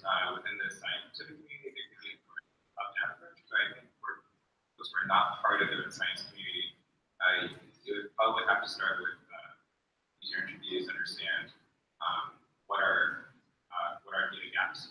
So the one big benefit of earth science data is that unlike most social data, there's not really a bias in the frame. So especially in satellite imagery, everything's covered. Granted, there are clouds and such, but one thing that data can do is if you can develop a product that fills a gap and there's large time gaps in social data, then there's a huge benefit there. How to do it? We should start to talk to people. They don't have any there.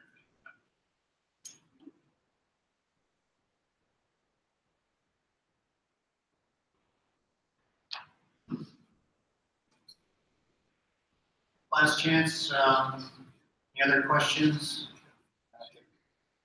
Yeah, okay, I have one from Ethan, I think it is.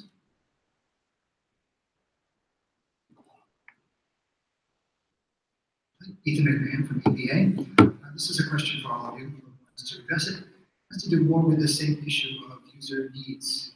So first speaker, Josh, talked about kind of the town being the need, or the entity that has a need. And entrepreneurs, they're looking for what those needs are, but they don't know them themselves because they're not the actual user, so they're kind of surrogates for. So for Jeff's stuff, we're looking at kind of supply and understanding, but not the needs and the user is kind of diffuse. And for Robert's stuff, it has to do with tools that people who have needs could use. But I'm not hearing enough of the user's voice on the stage, and often actually with most of us, we're all also in a lot of camps with that. So how can we connect those users to what we actually are trying to solve?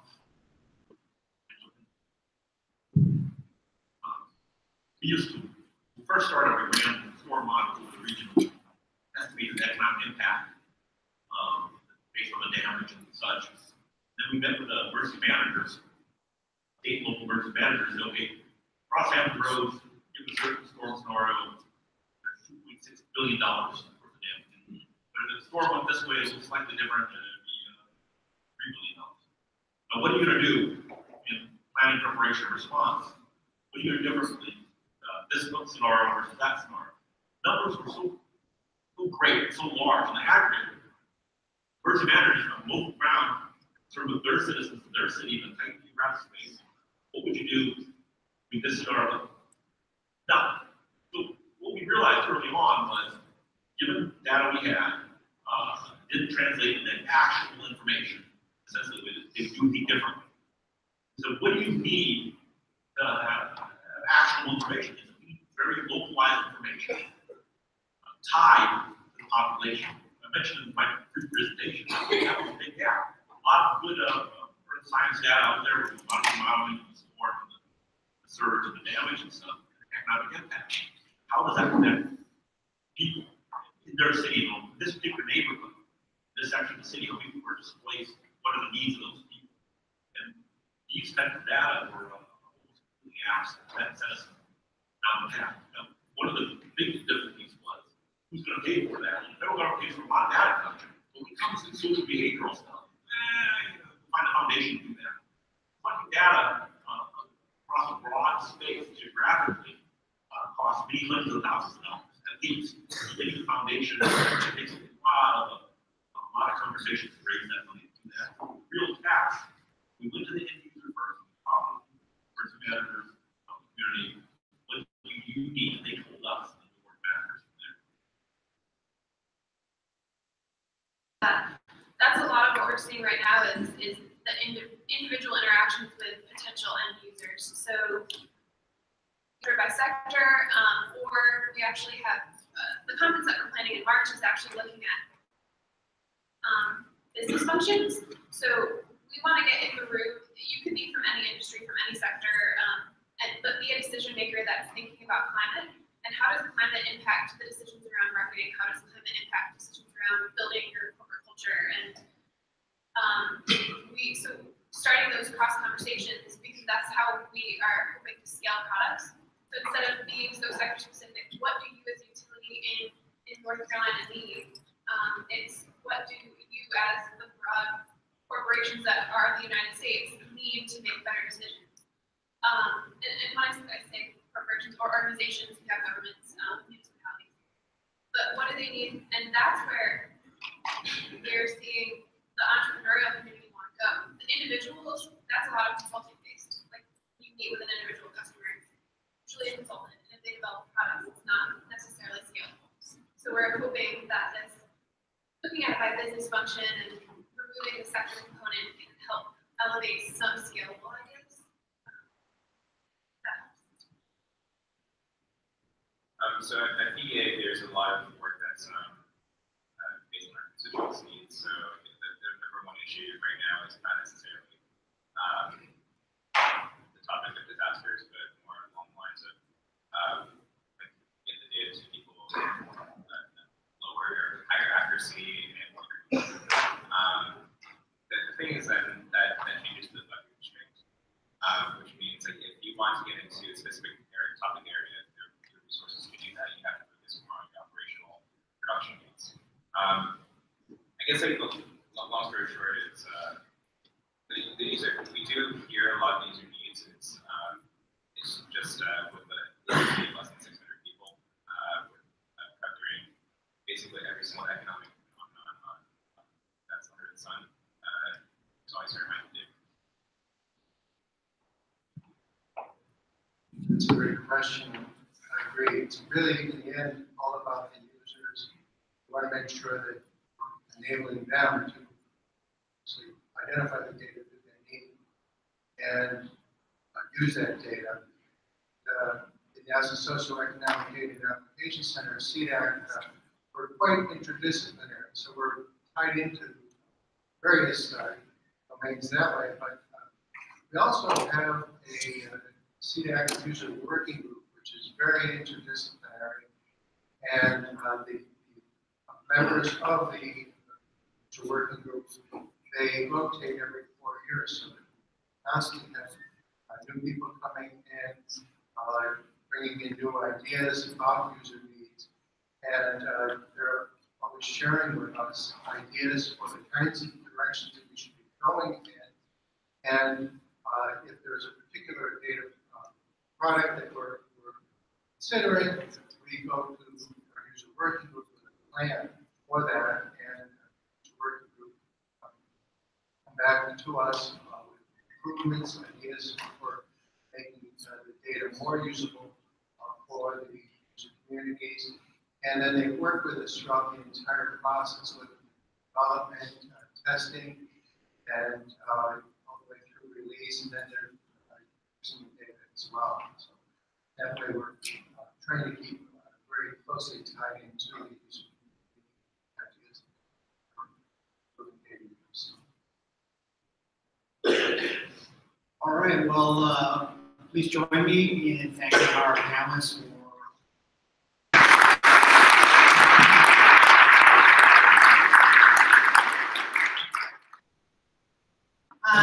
and so now we'll head to lunch, and this is just a reminder that it's our acknowledgement lunch, so if you can go to the lunchroom quickly and find a table, that would be super. We also have this thermos that was left at the front. If you are missing your thermos, it's right here.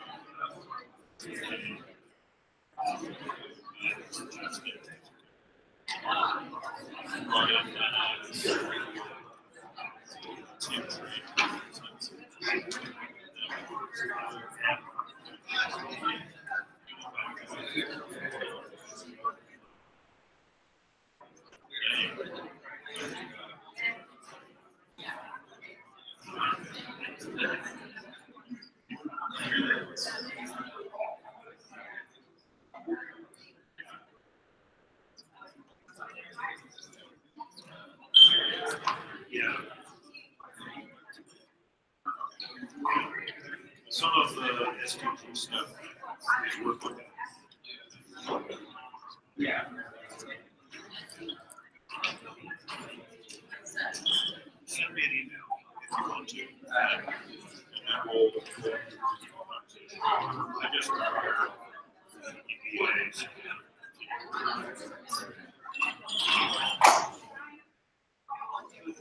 Nice to meet you. Great job.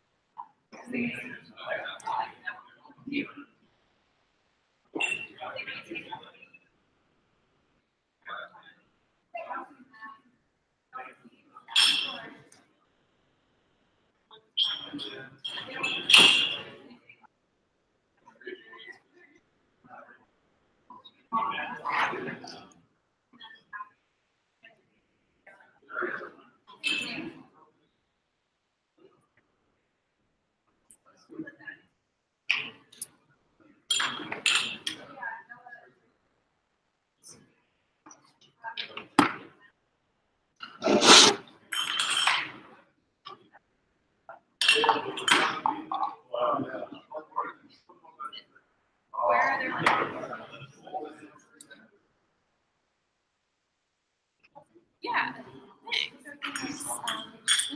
Yeah, it's always an adventure. It's either and the student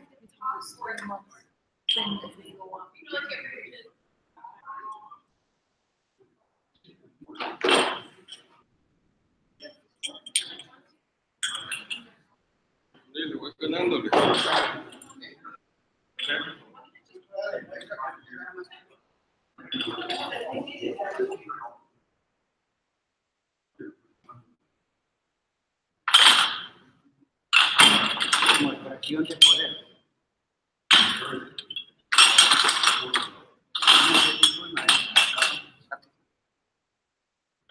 Es por este lado.